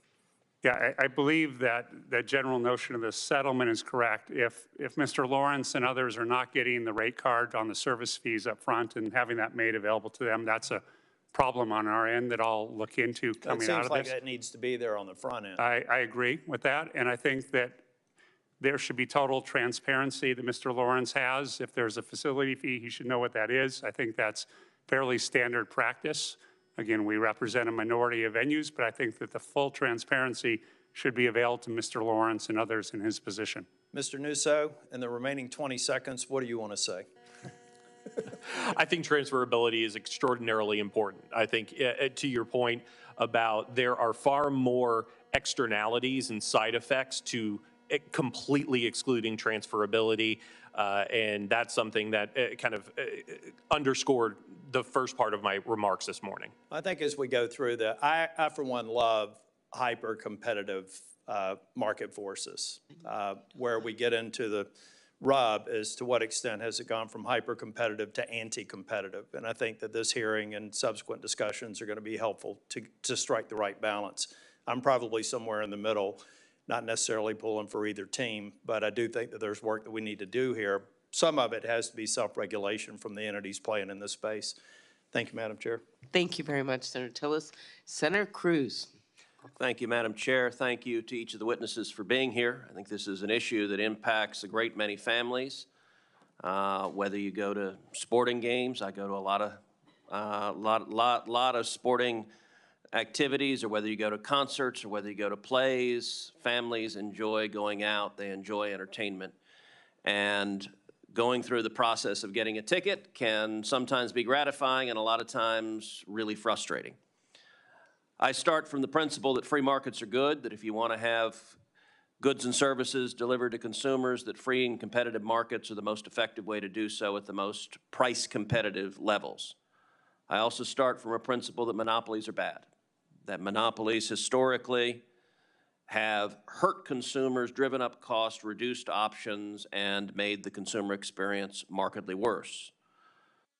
I also would make an observation that in the big tech sphere in particular, we've seen monopolies being willing to be particularly abusive. I want to start with a question for the witnesses, and Mr. Retzinger, I'm going to start with you and just ask, in your judgment, is Ticketmaster a monopoly? Unequivocally. Mr. Michaelson? Yes, sir, without a doubt. Mr. Nuzzo? Yes, absolutely. Ms. Braidish? It's certainly acting like a monopoly. Mr. Lawrence? I'm not sure. Okay. So, Mr. Berchtold, do you agree with the other witnesses on this panel? We absolutely believe the ticketing business has never been more competitive. We believe that fact is demonstrated by every venue renewal that has multiple credible offers in a bidding process. So are they just making it up? Why does everyone else perceive you as a monopoly? Where's that coming from? I can't speak to all of their motivations on their points of view, but I think that if you simply look at what is the market power exercised by venues, which is perhaps not fully understood in our business. How about on the ticketing side? What % of the market do y'all have? I would estimate, depending on how you want to count what's in the market, between 50 and 60%. 50 and 60, and depending on how you count it, does anyone have a markedly different measure of that? Yes, sir, Senator. They have 87% of the ticketing contracts at the NBA and the NHL arenas. They have 93% of the ticketing contracts at the NFL stadiums. Those are the most important venues. You cannot include, if he's including, it's, yes, I'll stop there. And can I fairly blame Mr. Berchtold for the Texans having such a lousy season and the Rockets having such a lousy seasons and the Cowboys just losing? I mean, but the Astros did win the World Series, so I have something to cheer about. But I guess I can't blame you for that, but I recognize the frustrations. Let me ask you, Ticketmaster's dominant position in the marketplace, how does it hurt consumers? Mr. Retzinger? Most fundamentally by eliminating competition. There's not a vibrant group of dozens of companies out there competing to build the best consumer experience. And what does that mean if you want to go see a game? What does that mean for a consumer? How is life worse because there's not a more effective competition in the marketplace? It means you're beholden to whatever Ticketmaster Live Nation gives you, and they have an incentive to not innovate and to maintain the status quo because the status quo benefits them versus having a vibrant group of competition that's working to do what's best for consumers, artists, venues, all of the stakeholders in this industry. Mr. Michaelson? It's a bigger question than just Ticketmaster, because when you combine Live Nation with Ticketmaster, it's the different question. All right, well, answer it that way then, the two together. Yes. Look, the combination of the two provides them with a different business model than the rest of us independent promoters. We have to make money at putting on concerts. They don't, because they make more money from ticketing and from sponsorship than they do from concerts. And concerts is basically a lost leader for them to bring more talent and bring more content to the arenas that they're servicing to get the ticketing contracts. So your testimony is they're essentially undercutting the competition in the live performance market and subsidizing it using the ticket revenue. Is that, am I- Ticket revenue and sponsorship revenue, yes. Okay, Mr. Nuzzo? And here's how it looks to the consumer. A friend of mine sent me a screenshot of a ticket purchase she made for, I believe it was a Shania Twain concert in Orlando, and the tickets were $227 each, but when she got to the final screen where she had to actually hit the button to make the order, they turned into $291 a piece. That works out to a 30% bump on the very last screen of the transaction. She had no choice at that point but to accept that bump in price. That's how it looks to a consumer. Ms. Braidish? Well, I think Sal brings up a great point with choice. It reduces the choice, not just of consumers who have to pay higher ticket fees, but also of artists like Mr. Lawrence. They don't have a choice of what venues to go to, what ticketing businesses that they will be dealing with. And for others all up and down the supply chain in live entertainment, these kind of behaviors reduce choice. And Mr. Lawrence, finally for artists, what's the impact?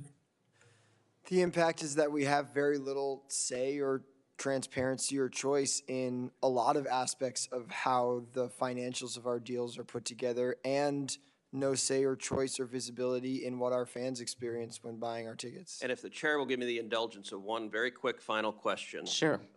Which is one of the things that's come up has been all-in ticketing, both for consumers and/or transparency for artists. Do any of the witnesses disagree with the proposition that that would be a good idea and a material improvement from where we are today? No disagreement from JAM as an independent promoter, none. Okay, well, some area of agreement, that's always a good thing. Now, if you could help the Texans, that would be appreciated. All right. Thank you, Senator Cruz. And I just want to clarify, Senator Cruz had some good questions about the market percentage of you, Mr. Michaelson, and you brought them up. And because I think people need to hear these numbers. So according to your testimony, 87% of Billboard's top 40 tours in 2022 were performed at venues ticketed by Ticketmaster. Is that right? That is correct. And 87%. Yes, correct. And do you disagree with that, Mr. Berchtold? I don't know the numbers that he's talking about. I haven't done the analysis, so I couldn't comment. Okay, well, we'll do that in writing, but it seems to me like that's a lot. Okay, and then secondly, another thing that you brought up, Mr. Michaelson, in answer to Senator Cruz. Today, 87% of NBA teams, 87.5% of NHL teams, and 93% of NFL teams, I assume including the Vikings, have exclusive ticketing agreements with Ticketmaster. Is that right? That is correct, and the teams are broken down in my testimony that I provided. Okay. Dispute? That seems inconsistent, Senator, with the information that I indicated about SeatGeek taking between 2018 and 2022, 15% of the NFL and the NBA market. Okay, well, I would say that I do acknowledge we absolutely have the leading share in those, because there's no mystery. We have the best product, and we have a product that is particularly suited to the very complex requirements. We were just doing facts here, so, but I understand your answer. Mr. Grossinger, do you want to reply to that? Yeah, I wholeheartedly disagree with the assertion around product. I think we don't know who has the best product because there's not competition. There's only one real choice that a venue can make. Okay, and then in 2020, the DOJ confirmed that Ticketmaster has been the, quote, largest primary ticketing service provider for major concert venues in the United States for at least 3 decades. I don't think we doubt that. Anyone? Okay. Next, Live Nation revenue grew from $5 billion to over $11.5 billion from 2010 to 2019. Is that correct, Mr. Berchtold? I don't have the exact numbers, but that sounds right. Okay. Then we have, I'm just going to quote from a New York Times article, 2018, that said this, and if it's wrong, you tell me, and maybe it's changed a bit because it's 2018. Ticket prices are at record highs, service fees are far from reduced, and Ticketmaster, part of the Live Nation empire, still tickets 80 of the top 100 arenas in the country. No other company has more than a handful. No competitor has risen to challenge its preeminence. As I indicated in my comments, I believe you said that was 2018. Between 2018 and 2022, SeatGeek in particular has been very effective in winning major NFL and NBA clients. Okay, but do you know, Mr. Grossinger, if we're like 5 off for the number of arenas or what we In are small here? percentages. My data, which our team pulled, was that Ticketmaster is the primary ticketing provider for more than 80% of the NBA, NHL, and NFL teams. I would also note. More than, say it again? More than 80%. 80%, yeah. And that was around the same percentage back in 2009 when we were first looking at this. Yeah, I just want to dispel this notion, Ms. Braidish, that this is not a monopoly. And then we can go from there about solutions. So let's talk about that. Ms. Braidish, you talked about the need to update our antitrust law. Senator Lee and I have had numerous hearings.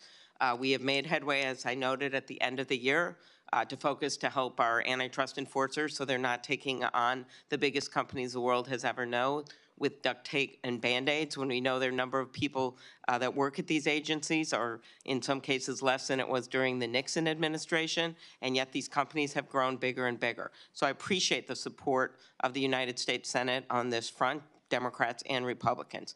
Now we have to go to the next step, which is albeit harder. We have some specific things we're all working on tech, when it comes to issues like ticket prices, but the issue here is that we've seen a narrowing of our antitrust laws, and that's why I think for both discriminatory conduct and mergers, we need to step back a bit, as a number of us have on this committee, and look at some changes. They don't have to be exactly the changes each person wants, but could you talk about the importance of making it easier to enforce these antitrust laws when we have seen 75% of the industries in our nation, from cat food to caskets, see more consolidation? Yeah, I mean, in particular with respect to vertical mergers and monopolization Section 2 cases, case law has narrowed and narrowed and narrowed the window for the enforcers to go after this kind of conduct. So anything that will open that window, that will give an opportunity for the enforcers to actually get at this conduct and this kind of merger activity is going to be what we need to restore competition. Okay. Anyone want to add to that? Okay. Some of today's witnesses we know have raised, and we really appreciate all of you, concerns about ticketing, especially you, Mr. Lawrence, with some very practical things. It would be great if some of these kind of smaller things that are difficult for you to deal with just got resolved after this hearing. We love that. It shows we did something for the day for a change.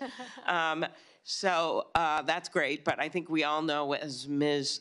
Braidish has been pointing out, and as Mr. Michaelson and Mr. Grossinger and Mr. Nuzzo has been pointed out, these things are sometimes bigger than that. And let's get what we can right now, but there's bigger things. So one of the things we've heard complaints about is so-called drip pricing, when the consumer doesn't see the full price of the ticket, including fees up front, and has to wait until near the end of the transaction process to get the final price. This is what was just pointed out, right, Mr. Nuzzo? Yes, correct. Okay, very good. Should Congress mandate all-in pricing on ticketing platforms so that the full ticket price is disclosed up front? I would stipulate that there is likely an interstate commerce reason for Congress to act in this capacity. I live in North Florida. There are a lot of people from South Georgia that come to Tallahassee occasionally when the Florida State Seminoles are having a winning season. And so from the extent and the nexus of interstate commerce, I would stipulate there's probably a window for Congress to act, even though I would also like to state on most issues, I am a states person. I just guessed it, but okay. Anything anyone wants to add to that? I noticed you were consulting with, I would like to say your lawyer, but it's your bandmate, Mr. Lawrence, in answer to this question. It was very, very impressive. All right, go ahead. I just wanted to say, I think while the spirit of the all-in pricing thing is a great idea, a concern that I have is if artists continue to have no say in the on-top portion of the fees, then like while, as we talked about, I do have a say in setting the base ticket price, all of a sudden if I set a ticket price of $30, but then they're just seeing an all-in fee of $50, at least in the current system, fans know which is the base ticket price and which is the fee. So even if the drip pricing were eliminated, it would still be great So you want to do something up front to, If there was Go ahead. something on that first screen that still said, these are the added Ticketmaster fees, so that the agreed. fans know. That was my second question, like, you Yeah. should be a senator, I think, here. So what you're saying is you want to have you want to know, differentiate on the fees, and then you also want to deal with this But what I pricing thing at really the end. want is for artists to have a say in those fees and for them to be lower. But under the current system where we have absolutely no say or transparency in the fees, yeah, I wouldn't want to have to take any responsibility of those to our fans. Okay, we have, anyone on this? Okay, we also have heard about sellers offering to sell tickets they don't even have. That's speculative ticket sales when they don't have it. Is that something that Congress should prohibit? Mr. Michaelson? Definitely. I mean, you go online and on any high demand show, and they're selling tickets that they do not have. Absolutely, and Mr. Berchtold could certainly opine about that, but that needs to be banned somehow. I don't know whether it's Congress or by state, but something needs to be done. It's deceptive and just not right. Okay.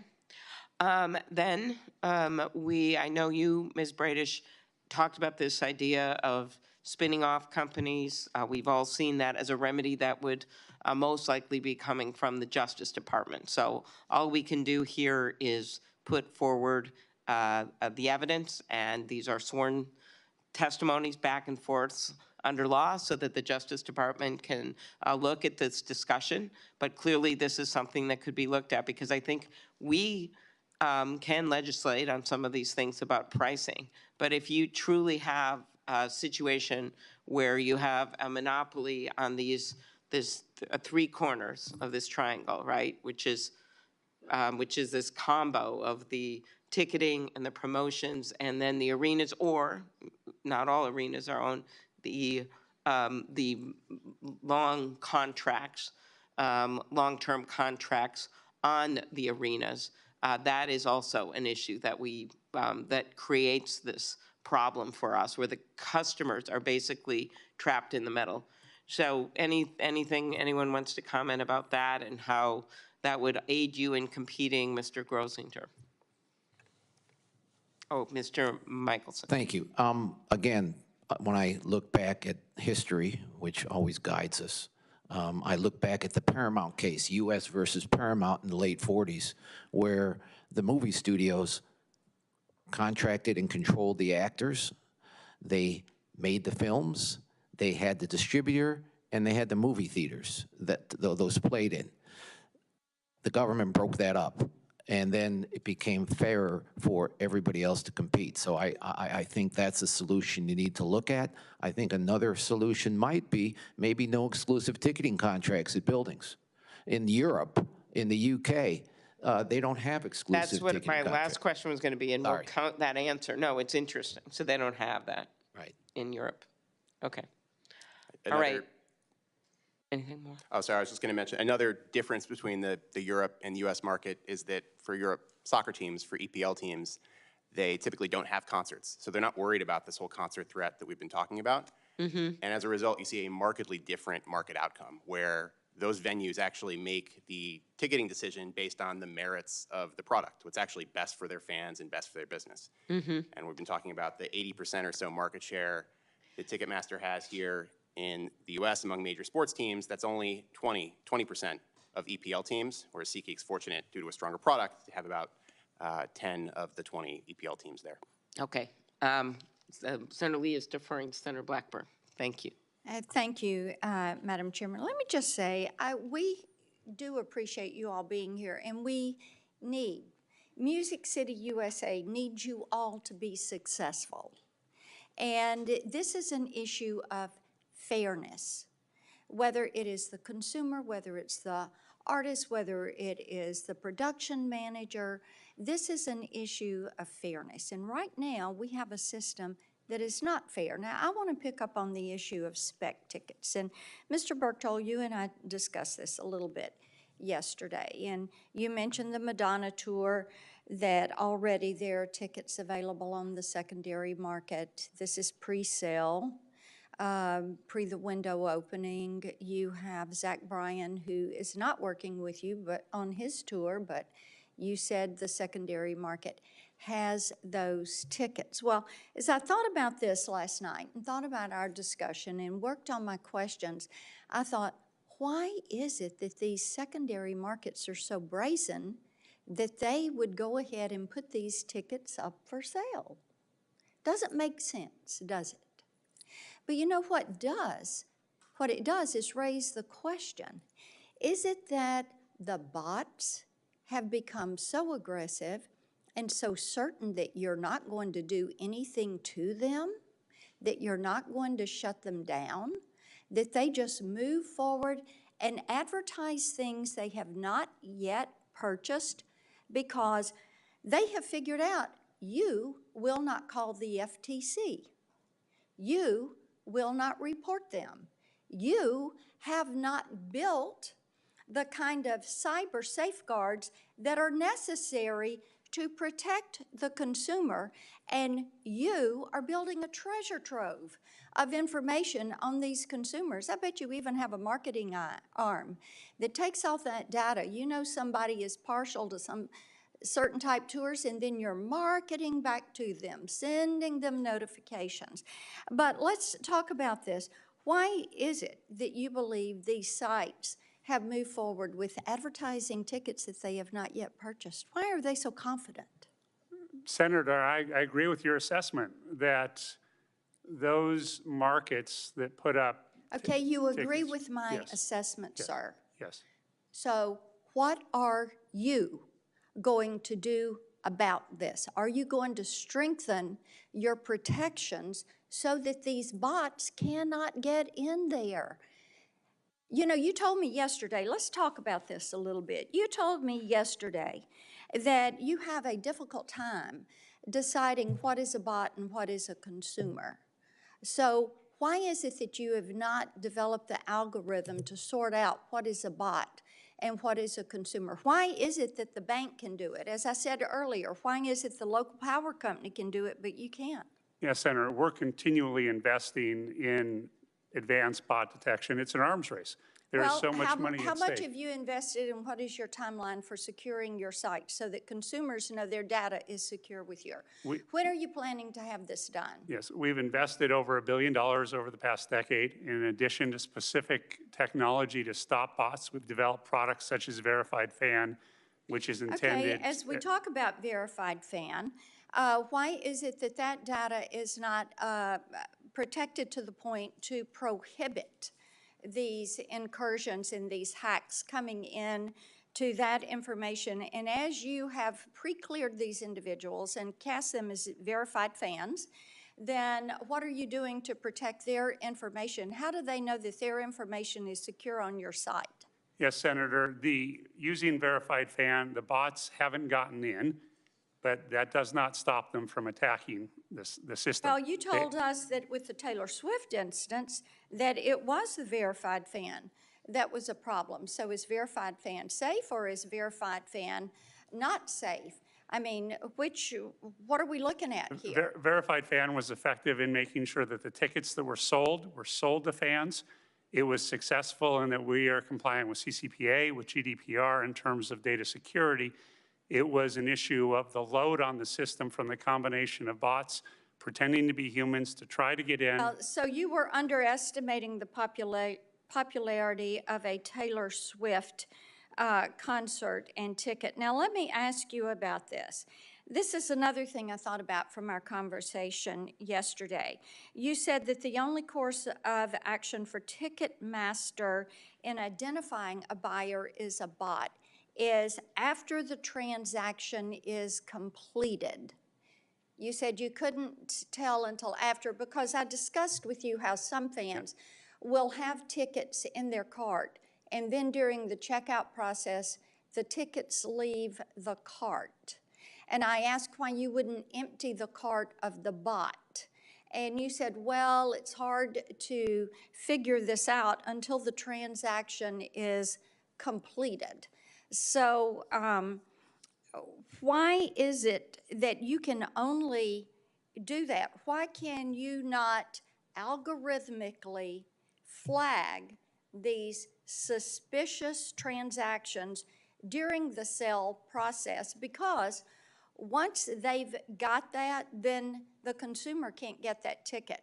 Once they are into somebody's cart and you are processing that card, then that's not available to the consumer. So, sir, with all due respect, you have not solved your problem by saying, well, we flag it at the end. The issue is you have got to beef up your systems, your verification systems. You have to strengthen your cyber protections. It sounds like you need some good advice on how to follow some of the protections that are there for financial institutions and credit card processors and healthcare institutions and utilities. And we are hopeful that you're going to be able to do that. As I said, we need all of you to be successful and to be fair. And by the way, Mr. Lawrence, come to Nashville. Be happy to have you there. Thank you. There you go. Good invitation. Senator Lee. Thanks so much. We've had a lot of talk in the last few rounds about restrictions on the ability of a consumer, a purchaser of a ticket, being able to sell it to someone else. A lot of people seem to think that's somehow a solution. I think it's a nightmare dressed like a daydream. I don't think we ought to go there. There are a lot of complaints about doing this. Look, no one is particularly fond of scalpers, generally speaking, but this isn't about scalpers. This is about the purchasers of the tickets themselves. They may have perfectly legitimate reasons, whether it's a change of plans or otherwise, to resell tickets that they've already purchased. In a number of states, including New York, Illinois, and my home state of Utah, we have laws that restrict these sorts of things. In Utah specifically, the Ticket Transferability Act in place in my state requires that at least 90% of tickets for an event be transferable. And so, Mr. Nuzzo, we'll start with you on this one. Do you think federal policymakers ought to take a similar approach with this, or is this particular issue best left to the states? Thank you, Senator. And I would reiterate the comment I made earlier about there being a nexus with interstate commerce. In any state, you are going to have folks from out of state purchasing tickets to an in-state concert event, sports stadium. So there is a role for the Congress to play in this. Is it one that needs to be played? I mean, you're not suggesting that there would be a dormant commerce, I couldn't resist. Oh, no. It wouldn't be a dormant commerce problem with the states doing it. No, I do not. But I do recognize the efficiencies by a federal solution as opposed to a 50-state patchwork in this realm. Now, that makes sense. Ms. Braidish, the most common justification that we hear when this sort of thing comes up about ticket transferability is that artists want it. And now the artists, as the argument goes, want to stop scalpers and help their friends, help their followers, their biggest fans. But why should artists be able to tell their fans what to do with a ticket purchased from the venue? And does that really sound like something that you would do in defense of the very same people you want to buy your ticket, is tell them if you've got a change of plans, you're out of luck?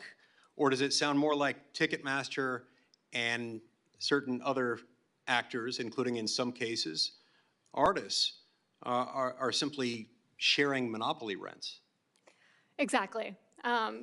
And I think what this points out is that when an industry suggests its own cures, we also have to look at the possibility that it has another effect, which is, in this case, perhaps to keep customers within the Ticketmaster ecosystem. Right, right. Mr. Retzinger, sticking to the issue of ticket transferability, it seems to me that impairing transferability might also harm competition and therefore consumers by preventing legitimate secondary ticketing companies from gaining any traction. And the logic there is that if you're stopping legitimate secondary ticketing companies from gaining any traction, you're also forestalling would-be future nascent competitors who could rise up through the marketplace and potentially challenge Ticketmaster. Do you share this concern? I think that's exactly right. I think this industry already lacks competition. Reducing transferability just exacerbates that problem. A related issue is if the incumbent were to allow transferability but only on its own platform, or only allow fulfillment on its own platform. It's a way to force all consumer data and all transaction fees onto that platform. Right. Now, Mr. Berchtold, if I purchase a ticket on Ticketmaster, is that my ticket? And if it's my ticket, isn't that my property to use or dispose of or transfer as I deem fit? Yeah, Senator, I think this discussion on transferability exists simply because of the volume of industrial scalping that takes place, the harvesting of those tickets that disrupts the relationship between the artist and the fan. And as we submitted, one of the notes was a letter from Garth Brooks, who's well known for being one of the leading advocates of providing a great show and a great value for his fans, who called out very specifically that it's the scalping that takes place that is the origin of the problems that we have, and everything else is a derivative issue. Well, there are other issues, of course, and that may be his view, but he's not, I don't think he's necessarily considering the Consumer Welfare Standard or the Sherman Act or the Clayton Act when making that statement. So I'm going to ask you this. Will you, on behalf of Ticketmaster, commit right now to offering fair, reasonable, non-discriminatory API access to legitimate secondary ticketing services to facilitate the safe and easy transfer of tickets without limiting customers to the Ticketmaster app? And if not, why not? Senator, first, we believe that the artist does have the right to set the rules by which ticket transfer takes place in today's environment with the high volume of scalping. Second, with digital tickets, there needs to be the maintenance of a digital right master that is held centrally. And as part of fraud prevention, we're not going to put that out in the wild to enable fraud. I'd like to get Mr. Gretzinger's response to that, and also ask Mr. Gretzinger to just talk about how competition with Ticketmaster has impacted innovation in the ticketing space. The NFL provides a great counterexample to that, where the NFL has created an ecosystem where ourselves, Ticketmaster, and StubHub all compete. Those open APIs exist, and it works really well for NFL fans. There's no technical reason, there's no master manifest reason that couldn't exist in other venues. It's just a business reason that it doesn't. And I'm sorry, I forgot your other question. Just tell me how competition with Ticketmaster, how has competition with Ticketmaster impacted innovation in the ticketing space? I think it's severely stunted it. Like I mentioned earlier, I'd love to have a ton of brilliant, vibrant developers and companies trying to make better solutions, I would love that if this bot issue we hadn't been talking about for a decade, because so many people had been competing to build a better mousetrap that it didn't exist anymore. And unfortunately, that's not. So the absence of competition has stunted it. To the extent you're able to see some developing semblance of competition, how does or how will or how would that impact innovation in the ticketing space? Yeah, what makes it really hard for us is, we are trying our darndest to build the absolute best ticketing software on earth and make tickets more accessible to fans, get more people to go to events. We believe we have that. We'll then go to a venue and try to bid competitively, and they make a choice against what is the best technology because they are afraid of losing concerts if they don't choose SeatGeek. And I think while that underlying reality exists, it's going to be very, very hard, if not impossible, to have a fair, vibrant, competitive market. Thank you. See, my time's expired. Thank you, Madam Chair. Very good. Senator Hawley. Thank you, Madam Chair. Mr. Berchtold, if I could just come back to you. You told me in our last exchange that a safe ticket, a digital ticket with Ticketmaster, could be sold elsewhere on StubHub, for example, right? Am I remembering correctly? Yes, Senator. But what you didn't say, but which is, I think, deeply relevant here, is that in order to get that digital ticket, the person who buys it has to come inside the Ticketmaster ecosystem, correct? They've got to get the Ticketmaster app because it's a digital Ticketmaster ticket, yes? Yes, that is the same standard if I buy a ticket on from a venue that SeatGeek is the primary ticketing provider for.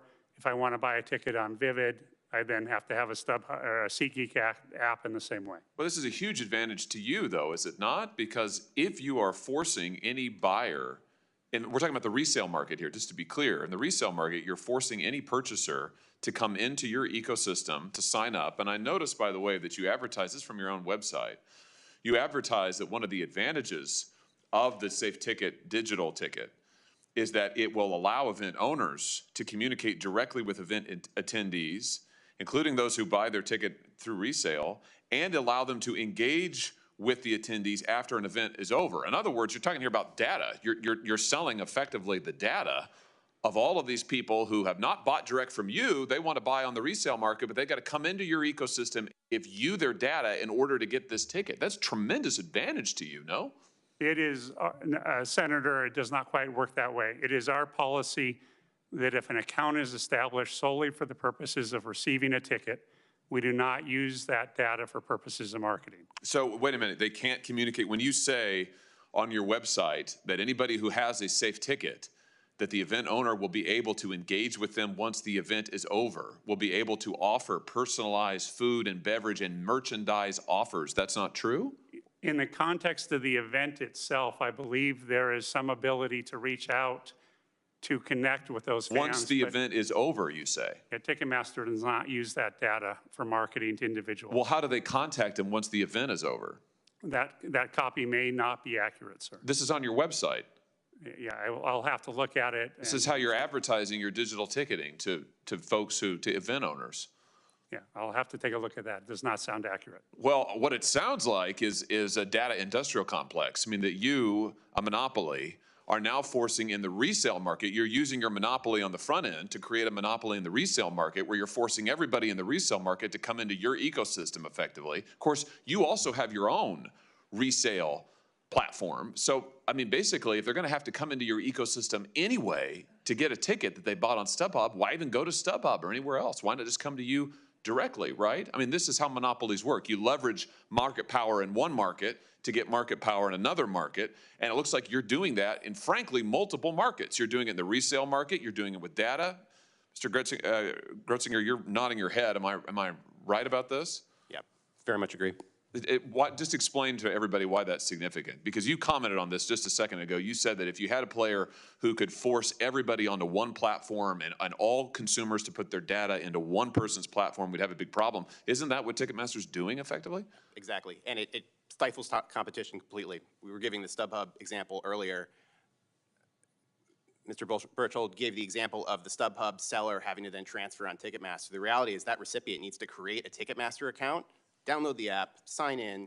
Basically, they're forced to sign up to Ticketmaster just to receive the ticket that they bought on StubHub. Yeah, it's when you think about it, it's really something. You're forcing everybody who just wants to get this ticket on the resale market, who hasn't bought from you, Mr. Berchtold, to begin with, you're forcing them to become your customer in order to take possession of this ticket. I mean, that's really something. I mean, hats off to you, I guess, for being innovative and using your monopoly. But I have to tell you, from a competition standpoint, this really, really worries me, because this looks like a way to, again, further leverage your market power in one market to expand it into other markets. And I just don't see how consumers win out of this exchange. Thank you, Madam Chair. Very good. Thank you. Well said, Senator Hawley. Do you want to have a closing statement here, Senator Lee? I think we end as we always do with the two of us. Please go ahead. This has been a really helpful hearing. I've appreciated each of your comments and insights. And it is the first time we've ever held an antitrust hearing with a band member rather than a lawyer accompanying a witness. And so thank you for coming as well. This is an important issue, and it relates to a lot of things that we confront on this subcommittee from time to time. It deals with the intersection of consumer rights, consumer welfare, and our antitrust laws. And so it's very important that we maintain fair, free, open, and even fierce competition in this and as in every other space. And the reason we focus on that is because when there's competition, it does two things, both of which are very valuable to the average American. It increases quality and it reduces price. We want those things to happen. And so that's why we focus as we do on this. I have to throw out, in deference to my daughter Eliza, one more Taylor Swift quote. Karma's a relaxing thought. Aren't you envious that for you it's not? That's all I've got to say. Thank you. Well, thank you, Senator Lee. I'll throw out one other one, and that's when I believe she said to you, if you don't do a hearing on this, I'm going to call Amy Klobuchar directly. Is that possible? Okay, very good. All right, so I want to thank all of our witnesses. I think this was a good hearing because we had senators both sides of the aisle making very valid points about competition. It may have been a coincidence it was the first hearing of the entire Congress, but maybe not. Because one, it was bipartisan, good sign for the Senate. Two, it was about competition, our economy that goes way beyond the ticketing industry. As I pointed out, 75% of the industries in this country, we've seen more and more consolidation. We have an active Justice Department now and FTC. We have provided them funding because we actually know they bring money in when they do their job. But mostly, this is also has been reflected in so many of my colleagues' comments about fans. It is about those events that bring us together, and especially as we come out of this pandemic and come out of our 300 million plus silos, people have loved going to see live music again, to see live concerts, to be part of that experience. And one of our goals here, regardless of what state people are from or what party that they belong to, is to give them that experience, Mr. Lawrence, to make them feel part of a fan base and part of something that makes them feel good or makes them think about the lyrics to a song or makes them just rejoice in being part of our arts and part of our culture. So that's why you've seen this tremendous turnout here. We are very interested in actually doing something and not just throwing popcorn. I think you know we have been respectful throughout this hearing. And I think part of that is our desire to actually move on this issue. As I've noted, even getting the public's attention on this, and we thank the fans that may be still outside, we hope still watching on C-SPAN. I thank them for keeping this alive, and I thank all of you for your work in this important industry. But the solutions are there for the taking. Some of them are smaller things that can be done right away. Some of them are things that the Justice Department may order as either part of their oversight with the consent decree or new investigations or new outcomes, some of which have been discussed here.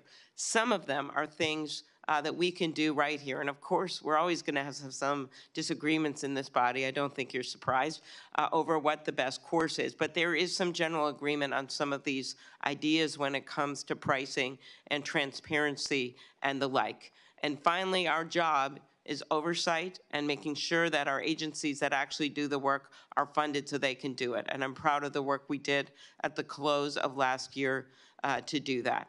So with that, we're going to keep the record open for a week. I want to thank our staff for their work on it, and in particular, Mark and Avery and Kagan, who are behind me, and also Senator Lee's staff for their work on this, as well as Senator Grassley's staff over the many years on this issue, Senator Durbin for allowing us to have this hearing when we don't even have the subcommittees formed yet, so we can get working on this right away. So with that, the hearing record is going to remain open for 1 week until January 31st, 2023. Thank you very much. Hearing is now over and adjourned.